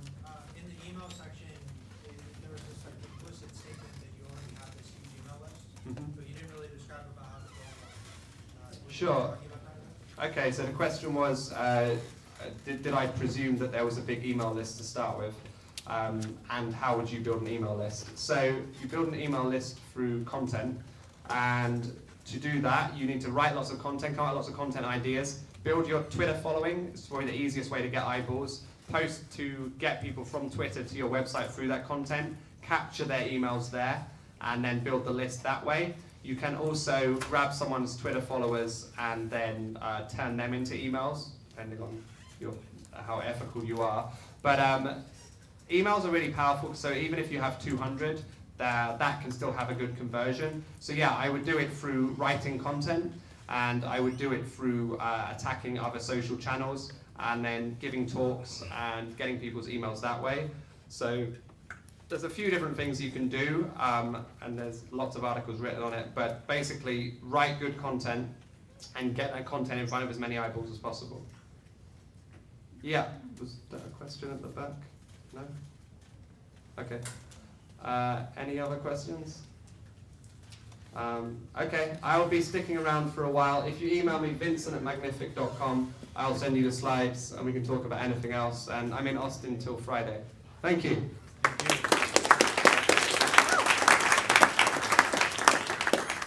Thank you. Cool. Thank you for coming. Hey, that was Hello. great. I'm opening a brick and mortar. It's going to be a boozy ice cream parlor here in Austin. Cool. But then eventually I want to do mail order paint clubs on the side. You're selling ice cream, you say? Boozy ice cream. Oh, with alcohol in it? Yes. Oh, excellent. Alcoholic ice This cream. town loves alcohol, Yes. I've noticed. Like, we love it. Yeah, exactly. Right downtown on the east side. So. Yeah, I think that could work really well. Right, what hacks would I do if I were you? Get everyone's phone numbers and Okay. use Snapchat and Okay. WhatsApp. Okay. That would be good for local businesses. Yeah. Partnerships with other people who have big followings. Like go and charm them face to face, Okay. like here in Austin. Yes. And yeah, get them to be involved. Affiliates as well, Okay. so they get a cut of the people they send. Yeah. Yeah. That's a good one. Like extremely aggressive Twitter. Create 5 Twitter accounts. Follow a lot of people in Austin. Use Social Bro to find the people in Austin. Yeah. Like I tweeted out like, every person in Austin is into tech. Okay. But you could just, I think there's like 100,000 people on Twitter in Austin.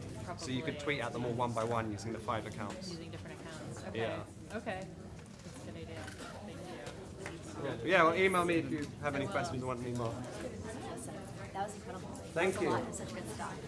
And you're in town till Friday. Yeah. I'd love to. Are you already with South by? Or No, I'm a big I have no connector. network yet. I'm a big connector in Austin. I'd love to grab a drink with you later so we can learn more about the startups you're trying to connect with and how to engage with South by Yeah. in more ways. Tomorrow? Like, I think tomorrow. I can email you. Let's do that and then What's the best way to message you about this right now? email or phone number. That's Okay, I'll send you an email. Fine. yeah, and then yeah, tomorrow I'm not doing anything today. I can set Thank something you up so Wednesday, much. Thursday. That's Cool. great. Awesome. Great. And do you take on clients like that would do something like what I do? Yeah. Okay. If you tell me more, then I'll Sure. specifically look into different Okay. things we can do. Okay, I'll get in touch. Thank you. Cool. Thanks, Vincent. Thank you. Thanks for coming. Hello. Abhishek, nice to meet you. That's it. Will. Hi, Will. Nice to meet you, but like, cheers. You wear this all the time? No, it's the first time I've worn them actually. Austin got my special shoes. You're standing out, that's for sure. Is that a marketing tool? Yeah, pretty much. Yeah. So yeah, we kind of do design consultancy. Yeah. We were wondering, you were talking about going out and giving talks and stuff like that. So how do you start? Like, of course, you talk about posting on social media. Yeah. But like, how do you build your brand so that people trust you enough? Especially when like you're targeting like kind of like mid-sized businesses. So you're not, not So, really. like, get my slides and then like copy the format of like the top 10s and stuff. Like top 10 reasons design is ruining your conversion. Like that could be the name of your talk. And then build that talk around that good design knowledge. and then write 2 paragraphs. Like I give a talk, or we give a talk on top 10 reasons design is ruining your company. Go on Meetup and Eventbrite, find all of the meetups that have that, and then email them and say we'd like to come and give a talk. And then once you're on the talk as a speaker, then find all of your customers on Twitter and invite them to your talk. And then you have a room full of people who are interested in what you're doing. So that's how I would do it. And then you want to get into conferences later using the same thing. Yeah, that's it. Once you got some traction. But yeah, like for agencies, don't have to do any other marketing, and we don't do any. I just give talks. Yeah. Makes sense. We got the other guy that we work with. He, I think that he would really benefit from talking to you. If I could, can we like maybe get your email, talk about him later this week? Because he's also got like he's kind of like he's doing like a kind of I guess it's social media thing around like pets and stuff here in Austin. So he's got like a lot of like contacts and things like that about the group. So like I don't know, it might be good for y'all to meet or whatever with him. So I'll send you an email with our contact info. Talk sometime this week because I know he would be dying to talk to you. Am I getting a picture? Just Yeah, sure. There's several, by the way, when I defer reaching out to Give the shoes in there. one lighting. Thank you. Cool. Thanks, guys. Thank you. Bye. Cool. See you around. Who is? Are you next? Okay. Hi, Joey. Hi, Joe. Enjoyed your talk. Thank you. Talk fast like I do. I was hoping people could understand. Yeah, no, that's fine. So I'm looking to do some coaching and building a practice, and you said that speaking is good. So I've done a lot of speaking, like a lot of the people in the audience, you just can't afford me, I guess.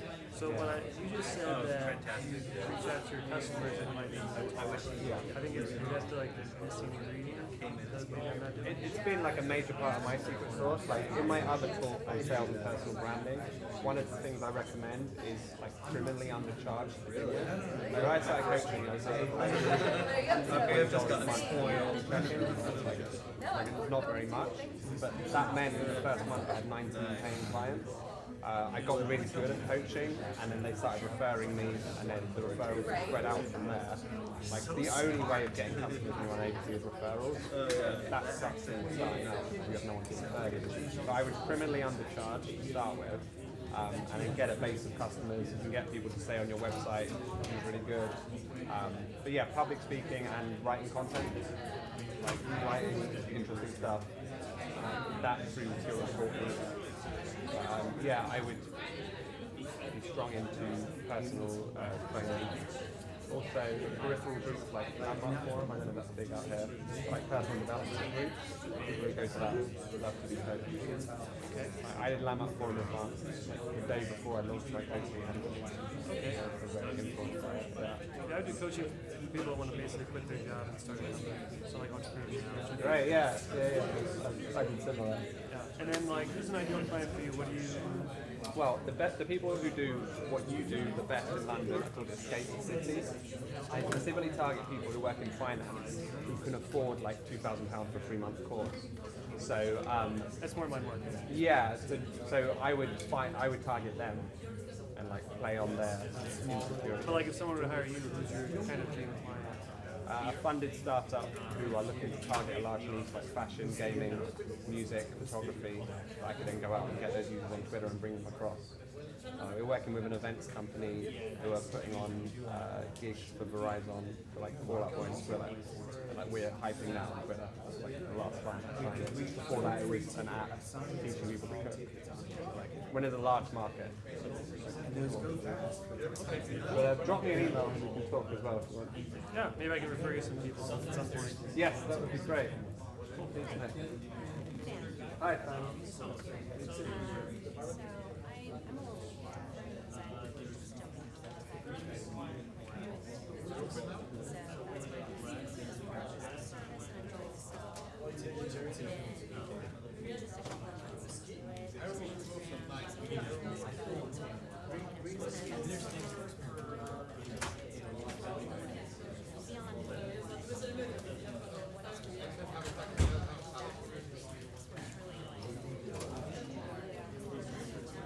But you have a small amount of clients who pay you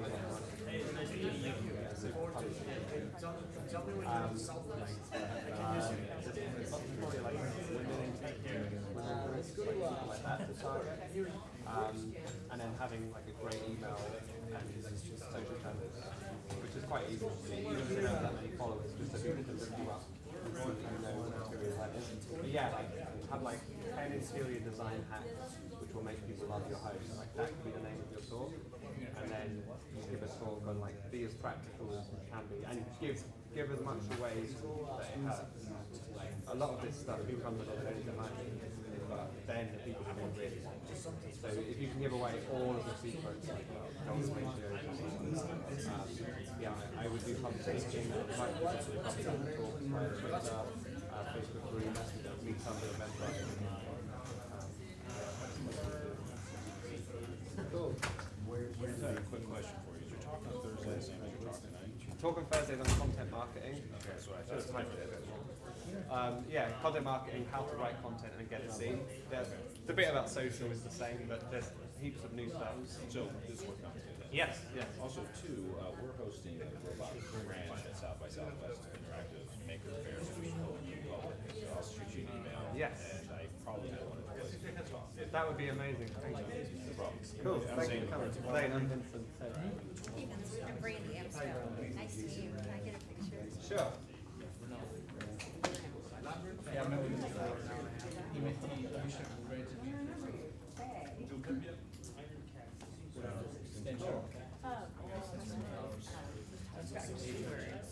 And so I don't really know, because I was like in that early stage of figuring out really what it is that I'm trying to do, but essentially I'm looking to meet up with what sponsors would call cultural creators. So that towards fundraising come up, know what cultural creators are. So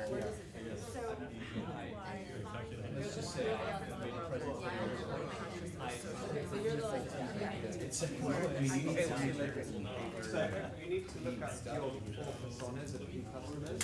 Oh, I know, but I They volunteer, and then you can put all of those somewhere and then target them that way. So that's one thing. The other thing though is it happened the day after. it's tricky I was because sitting on an email for a week and a half, I'd already sent it for nothing. you probably need to leave like content. And like be talking about that content and getting traffic to that content, and then some people don't do that. Yeah, so you're blogging about that area. yeah, right now I'm doing Periscope and Lab, doing a lot of that. It's more interesting. Getting it. Yes, Yeah. I find people come every day. Come to Thursday. Yes, every day. Yeah. So that's actually awesome. There's other floats in and out, whatever, but there's 5. So I was excited about that. One actually brought a product. I just kind of feed it up to purchase. So I finally sold something on social media.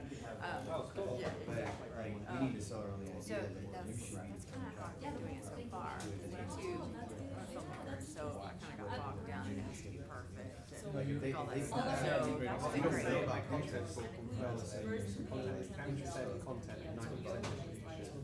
Which is why celebrities say non-free get loads of retweets. The nature of if you have a distribution door in the Users don't trust that distribution. you have to make it. Unlike a video. It doesn't matter what your content is. You need that. Like that, and influencers usually have a distribution. what's interesting is My content, when I heard about that's quite very good. So they can meet you. Yeah, so.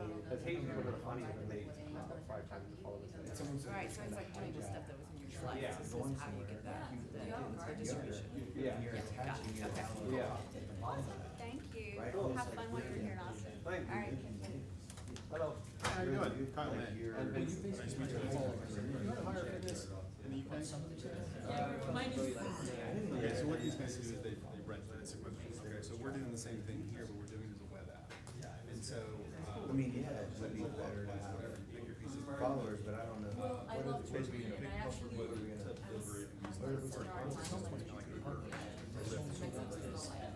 So you deliver a bike to the house. right, or treadmill, whatever it is, right? And so it's on demand. We can kind of do something that's a rower, for example. You know, matter of 15 minutes.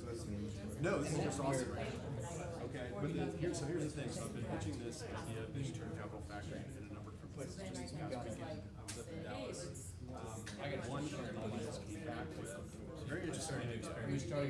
But they've got to start market inspiration. LinkedIn. Do the sales. As opposed to like we're not. What's the local company here? There's another one that does a lot of social media stuff for you. So we are doing some of those. They actually want to outsource wholesale. Because I would, even if they take 100% of your margin, once you have sales, We actually do. We've been in business for 2.5 years. So we have 400 customers. We've got recurring revenue. I mean, we're a profitable company right now. Right. But for us to get process, we need to get through the angel round. Because we're self-funded about $600,000. So I'm looking to do a $500,000 angel round, and then I'll do a Series A and a Series B, which will take us one. But I've got to get past that round first. I mean, I've only had business for 1 year. Right. I don't know, but like the next sounds good thing to outsource. Really? And you found, I mean, everything I've read about it, it's a major disadvantage for companies, because if you're hiring, if you're outsourcing, that sales individual is probably worth that to other companies as well. As opposed to hiring. This is more of a sales problem. I mean, if it solves the problem, yeah.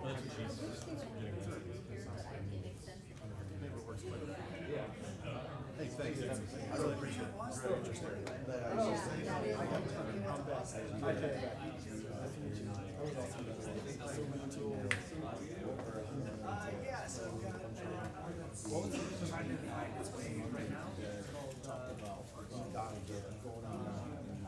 Dojo. They've done some amazing stuff.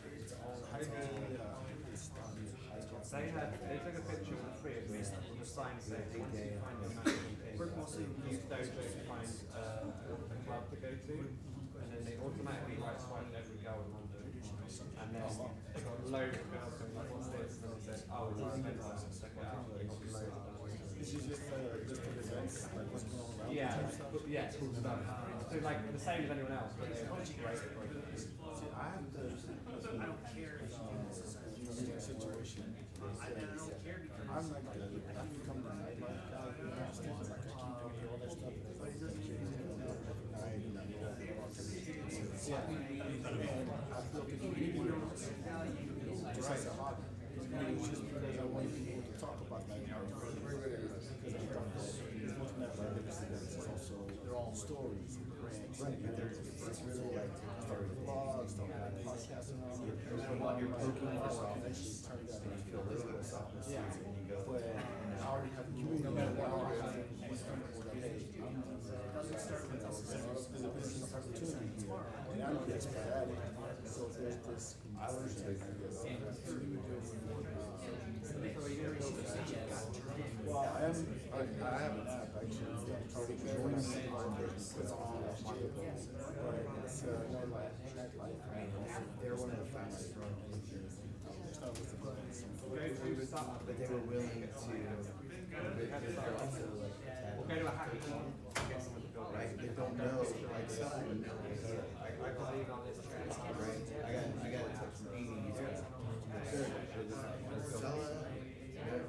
Get actors. There's a hackathon right now. The reality is, you know, trying to find out what's going on with the town. Yeah, I'm here till Friday. Do you have a plan? You doing what you want to do? Or? No, but tell me what's up.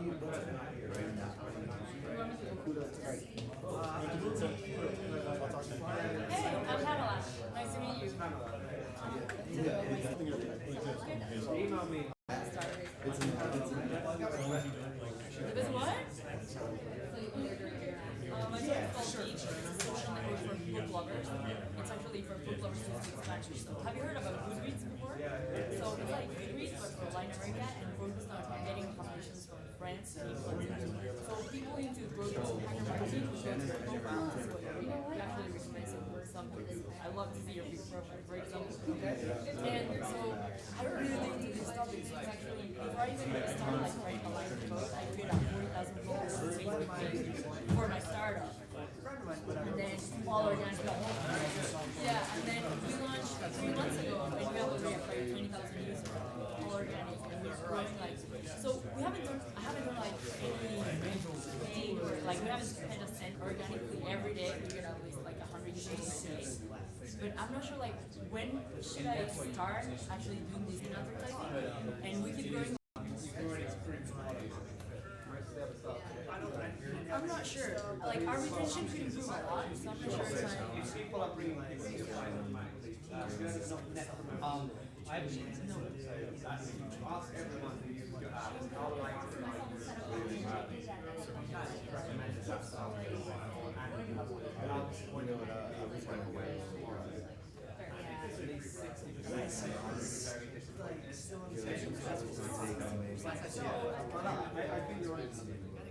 Actually, so you know how all apps have like shared Facebook and Twitter all over the place?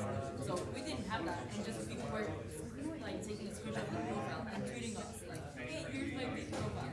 So they were actually like doing that kind of stuff without us even trying them like to do it, you know? So you said Oh, really? you said 60%.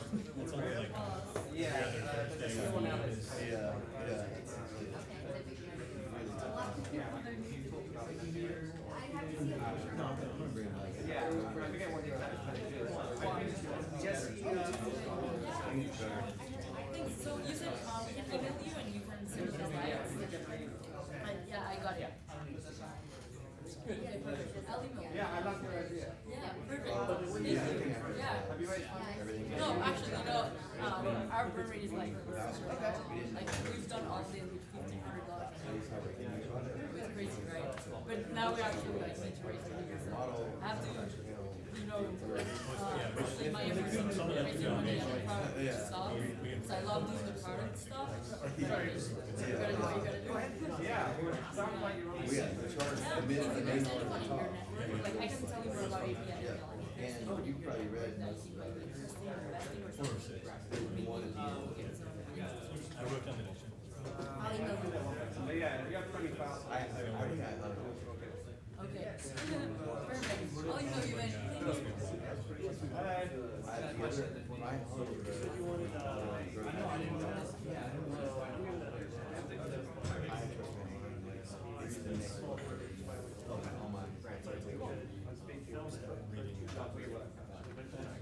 Yeah. But there's also, you know, that market. Earlier before we. It's giving.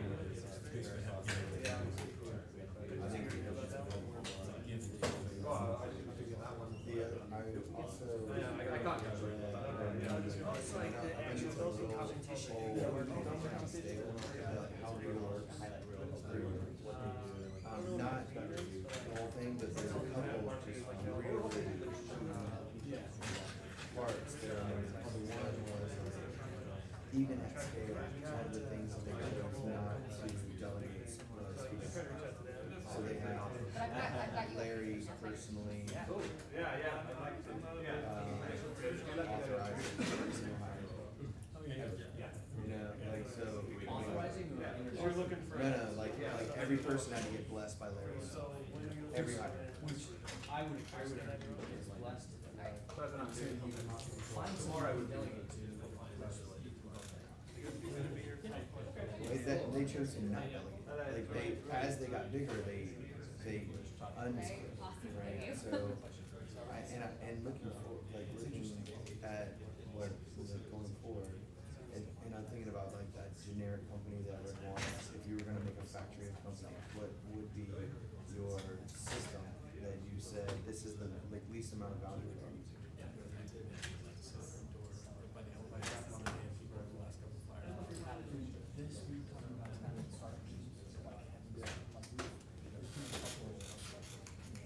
I think being on site at events, that's what Cancer does.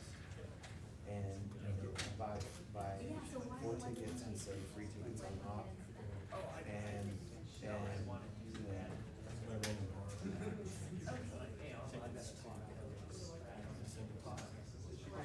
actually I'm gonna that. You wanna share with your friends, okay, you have to go to contact and other whole contact list and text. Because it comes from that person. That might have been like Join me. this one was. That is like 500 people. No, that's a lot better. You've asked. Yeah, I didn't try. No, but I definitely want to go. It's not this from this thing passed. She'll.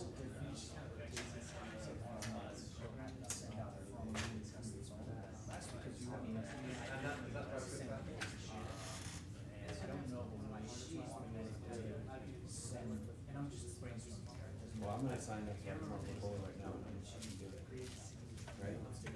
Let's see what it takes. Oh man, I lost my ramen. It fell out of my pocket.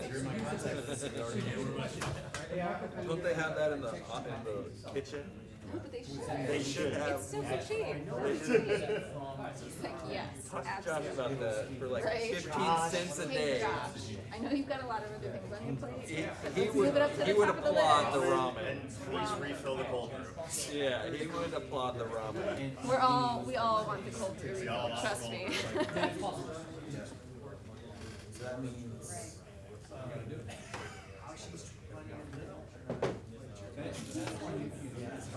Somebody figured it out. I'm trying to think.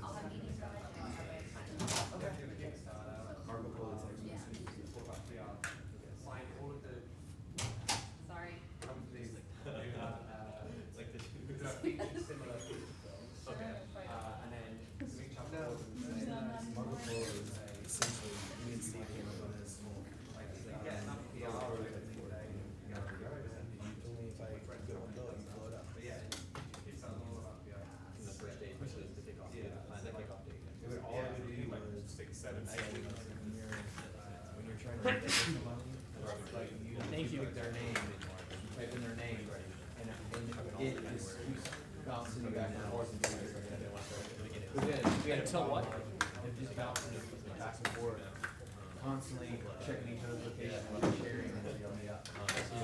Trying to find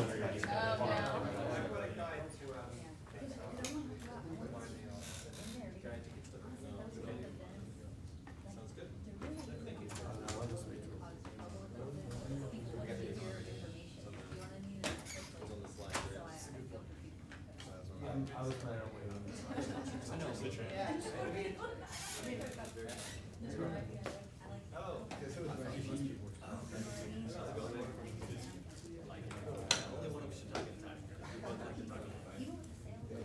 I'll come outside. Is Trip Chan? Trip Chan? Trip Champ?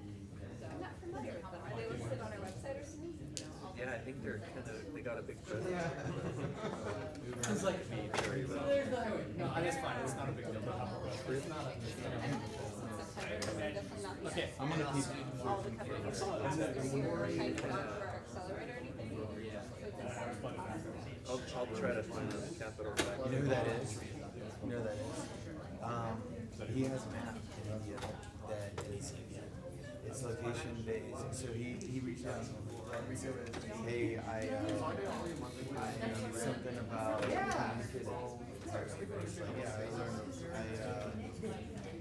I was trying to figure out your name came up a couple of times with Robin and Steve and Tom and Mama Bear. And I also market. It's kind of fun to do. I'm not gonna lie. And so he went on, it's like their party. So and I connected back to him, but then he didn't follow up, so I don't know.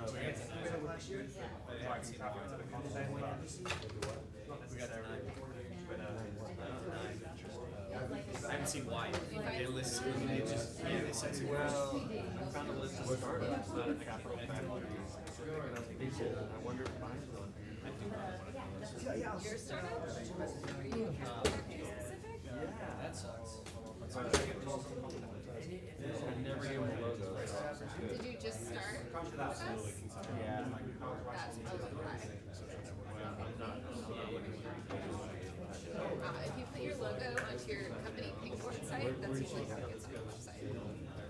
Which I know I cannot do. Well, there you go. Perfect. Yeah. you out of here? 20 meetings. Can we go do baby things? What was this taco place you were talking about? What's your favorite taco place? Like, No, I don't know if it's All right, well, Well, good, yeah, yeah. Set that up, we don't know. That's why we make fun of it. Or stuff. Or YouTube basketball games. yeah, I wanna get some. I was frightened of when people were playing YouTube basketball games.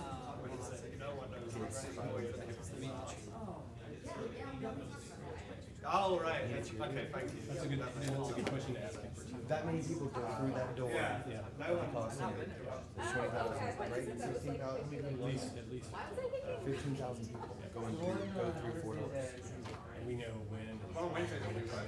This is. Talk to them, and then you can show up towards the end of the Thursday, game the and general. see how they go. So, I think, Jennifer, I think somehow I got Rock and Tomato in my head. Is that pizza place? yeah. Tell them we're not still to get together Yeah, Pierce. sit around the pizza. What if it was just, what if it was just a sign that It was around Sell like your here, seed. that's south. Maybe I just got that stuff. sell your seeds to the It's second quite hand? different. And the Yeah, idea it's of the that same. is like, flat. oh wow, you I'm gonna go to, do you know if it is like two or I don't know what that is. but then everyone else does. So, I mean, there's something Yeah, about the one that- yeah, I wait for I it. know. You just, there's a huge cross section. That was,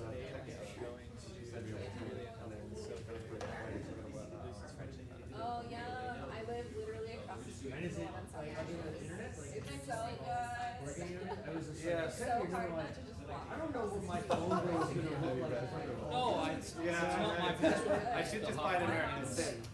She's from the South. Copy and paste. It's very, very both her mom and her mother-in-law making fried chicken. She says it's some of the best fried chicken. Yeah, I purchased. Right, right. Or it's worked out way. But it's really easy for, that's what's so We drink for good. It's like $7 for a pint. the passwords are really anti-human, but they're not anti. Not like crazy. Well, they are when I can't remember it. Well, I mean, the A what? kids are dumb. Yeah. That is. Should I I? told Robert in the building. Okay.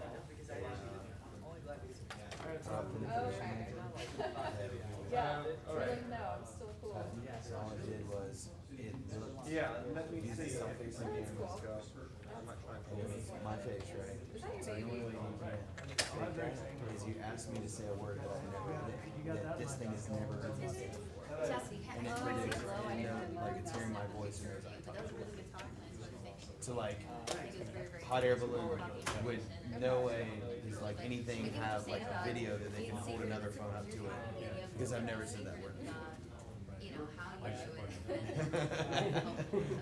Well, yeah, that's true. But like, Usually when you're in the industry, I'm since I gotta text. but I just Nate, But I called you and put it Right after the city right now, I'll give you a shout out. Oh, thank you. Yeah. What's up, Vincent? Hey. Fantastic talk. Oh, the real awkward, like. What do you do? I am doing operations and product for a marketplace startup. We are in freelance photography, so the long-tail photography services, so anything but weddings. Okay. Picture Airbnb or something like that, but if you want a headshot for your social media profile or baby announcement, pictures to share on social media, or You go to their house and take them. well, no, we build the software that is the market maker between enthusiast photographers, semi-pros, or amateur photographers, and customers I know one. website and pictures. So you built a marketplace for, Photography. yeah. Yep, exactly. So yeah, that's kind of what I just got brought on.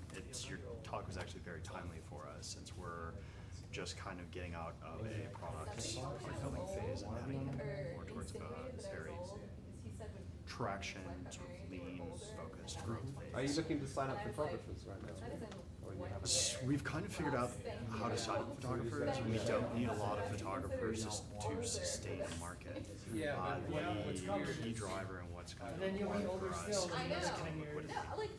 And another issue that's another difficulty for us is retention, because most of our bread and butter customers, the ones who come back, these special events, these moments where, oh, I'll pay, $40, $60 an hour for a photographer to come to my place, only happen a couple times a year. So it's tough to, drive forward with that in mind. How to measure in such longer distances, especially when you're trying to move quickly with a startup. So that's kind of what we're trying to figure out right now. Is we've got about 1,000 users in 2 markets already. So and then we've got maybe about 150 to 100 photographers in each market that we're in right now. So we've got 2 markets. Trying to grow. AdWords, if you can afford it, is the best way of getting commerce. Have you been following what a lot of people are doing with marketplace startups right now? Because they're incredibly hard to build. Yeah, I know of the. I help. I mean, I tend to help out on the supply side. Building a demand side, it's always the harder side, and I think the answer is to try and suck in traffic from as many sources as possible. Right. Email and social and real life and events. Events is another one of our things that we're trying to, channels that we're trying to market towards, is actually having our photographers be at these events. And we're generating content ourselves, and there's another tricky part, is how do we use our content to drive more content? You know what I mean? I would find the people on platforms like Craigslist. Right. Automatically cross-post. Craig's dominated the software you can use for that. Facebook groups are another one that we've looked at. How's it gone? Good? Well, like I said, I've been with a company for about, I just got hired on as a member of core team. So there's 2 founders with myself, and then there's another dev who's kind of taken over all the engineering. So we haven't done anything for the last month, 2 months. We've just been focusing on product, getting internals, kind of all of our ducks in a line. But next month we're going to another accelerator program, and we want to scale. That's kind of I'm not sure. Email me a link to your site and I'll have a link. Yeah, well, I wanted to get the slides from you anyway. I think you're in Austin until when? Friday morning. I'm giving a talk on content on Thursday night. It's also free. Okay, well maybe we can grab lunch or something like that. So, I don't want to keep it free because I'm sure that a bunch of people want to pick your ear, but I'll email you and All right, see you in a bit. Looking forward to hearing. Where are you doing this? So I take Sarah out there. We work here. Yeah, we work on Thursday. I emailed put it down. I went 10 feet away, and it was like 1 inch left. If you don't mind. Yeah, sure. If we can do this over lunch, I mean, it's all the time you're not jet lagged. Did you come in? It didn't explain it very well. It was like 1 inch of stuff that you got a little bit. And so just pointed the arrow, do you know what RSS means? And RSS.com. I was like, The intent of so it resurrection. does. How does it work? A lot of money. And then I bought RSS for Twitter. So I got like a placeholder reader on those right now, but we're going to redevelop what publishers use to produce RSS content, and then what people use and the most amount of consume it. chance for the ball And I want to use a freemium model. So my idea, all of this is skewed. Work. All of this I math. have high hopes. If the ball My idea rolls is to 18 take inches publishers past, you have the most RSS amount content and say, chance of going in. you get users that sign up for the As it slows premium down, service, and we get and he has all 7% this thing revenue called from that in donuts, perpetuity. everybody walking up.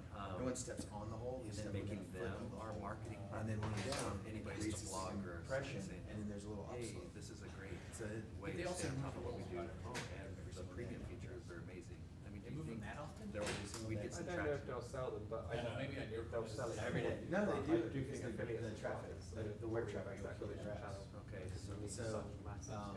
anyway, Right, so I went to Bobby and he's like, yeah, we just, yeah. we just scanned So all right these now, we've coins. got about I got the 300 data. users, like it cycles, we've got about 6,000 that have paid for the service over the last Right now, I'm years. Oh, okay. So, I pitched, so we've got this was list of in. 6,000 How did that I that could thing go reach down? out to say it's now free. Did you talk to him? Oh, But we're gonna be using the premium service to pay for everything. Do you think the short end was. How did you do? I'm not a fan of advertising. Yeah, me neither. No, people who love it will pay for it. I'm like, And too many you people get like a have 50%. like, if you just search up all the people who are You get like a annoying people 50% we target all the time. We target everybody that tweeted. Yeah. They wanted to throw stuff off the building. Well, and then Why would you give Yeah, 50%? like there were a lot of people who were really Yeah. hard at well, and that's Like, he doesn't know right skills, he has the legacy tool. Now does he have legacy principle? Like, I didn't get into it. Yeah. And then, yeah, I would target all those people to get traction, to make the product better. and I tried, And then so I tried to get him, start I tried to hook him up sort of revenue about and said, get an appraiser, because that guy's But like, yeah, iron out the small problems or like. Well, and that's, and then with the current users, we're just gonna switch them all over to free and. Yeah. Yeah, have them iron out. You have some amazing And actors, though. so he's got Well, and, 25%. you know, I'm putting a lot of stock in that, hopefully it's not misplaced, but I definitely have a purpose of giving revenue back to publishers. Giving it away. Someone does, yeah. No, honestly, I mean, if you think about everybody that's used up everything that's produced and then they don't get anything back, it's time, so. Yeah, I think it's shares. Okay, so you're here, and then Thursday you're giving another talk. Yeah, I'll Are you gonna be coming in here at all? Not so much. Really, no, Hey, unless thanks, I can man. network We really enough, appreciate like, it. thank you. We're leaving a representative, a rep. The guy, all right, well, I'll reach out to you again on email. How you doing? Stuart. Honey, I'm Nice to meet you. Perry, go ahead. No, man. I gotta know where to go, so. Cool. I just gotta call someone and see if I'm meeting someone, but I'll be one sec. Yeah, I'll be right back. Sure. Well, I got, so I got my own studio here. Uh-huh. I went from living in my car too till retiring at 34. But now I have my own studio. So I'm ready Movie to studio, photography studio. startup. I have a startup that makes startups. Oh, cool. So yeah, if you got it, tell me when you find it. Yeah, let me see if I'm meeting someone. Sure. If not, then yeah, we're there. If not, man, I got my days. I got no dots on my calendar, so. Yeah, I'll probably be with you in one sec. What are you doing? You were here? Sometimes. Oh yeah. Capital Factory. You got a startup. Yeah, I do. It's flux right now. But yeah, that one don't work. Day job. Oh, cool. And you do, is it all online or face-to-face? It's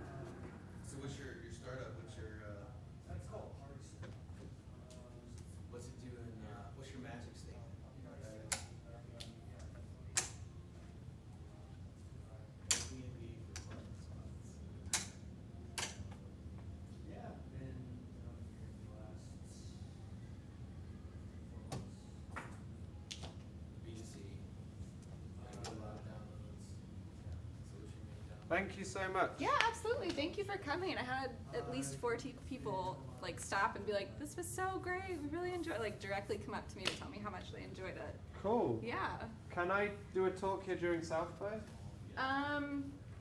For that, I can't give a yes or no for sure because South by scheduling is so crazy. If you email us, events@capitalfactory.com, we can get back to you though really soon because we're trying to book up our South by stuff anyways. So Cool. we'd Yes. love to have you. Yeah. I'd like to be back. Yeah, definitely. Cool. Yes. I will send that. Cool. Perfect. Yeah. Thanks for all the help. Yeah, absolutely. Thank you.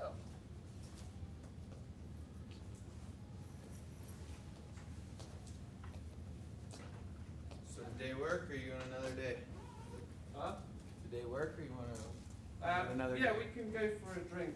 I'm trying to sort it out, but yeah, let's head somewhere and grab a soda. Oh yeah, I forgot to give you that. Oh, some people did anyway. Excellent. So tell me about what you do. So I was a programmer, Yeah. hacker and programmer, and I started my first company at university. It's called collegeboxes.com. It's the largest student storage provider in the US. Luke. We sold it to U-Haul. Huh? Sold it to U-Haul. So it's owned by They U-Haul. bought your company. Yeah. And then I went to, I wanted to get a real job. I think that was gonna work out. So I went to Verizon and I worked in a division that, they had a very dumb problem. How do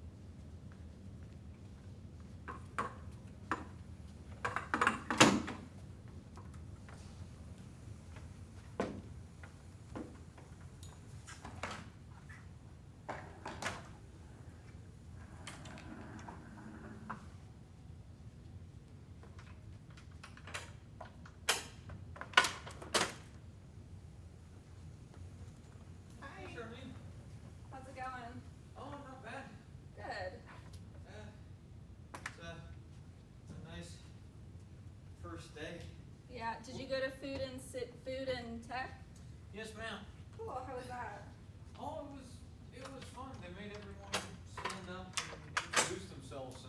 And fortunately, I don't have that particular phobia, but a lot of people were extremely brave. So That's good. yeah, it's nice to be in that kind of environment. Yeah. Sorry, I'll leave quickly. I'm just waiting on my partner. That's cool. He's got my bus fare. But Yeah. what's your policy when people leave things here? Because I know I'm gonna do it sometime. We have a lost and found that's over by the mailboxes up here. And if it's something valuable, we try to keep it at the front desk. Somebody left their car keys and like somebody lost an earring a while ago. So we'll leave stuff like that at the front desk. And if it's just like a hoodie or something random, we'll put it in the lost and found bin up by the mailboxes. Yeah, well, thanks a bunch. You guys were really nice. Yeah, of course.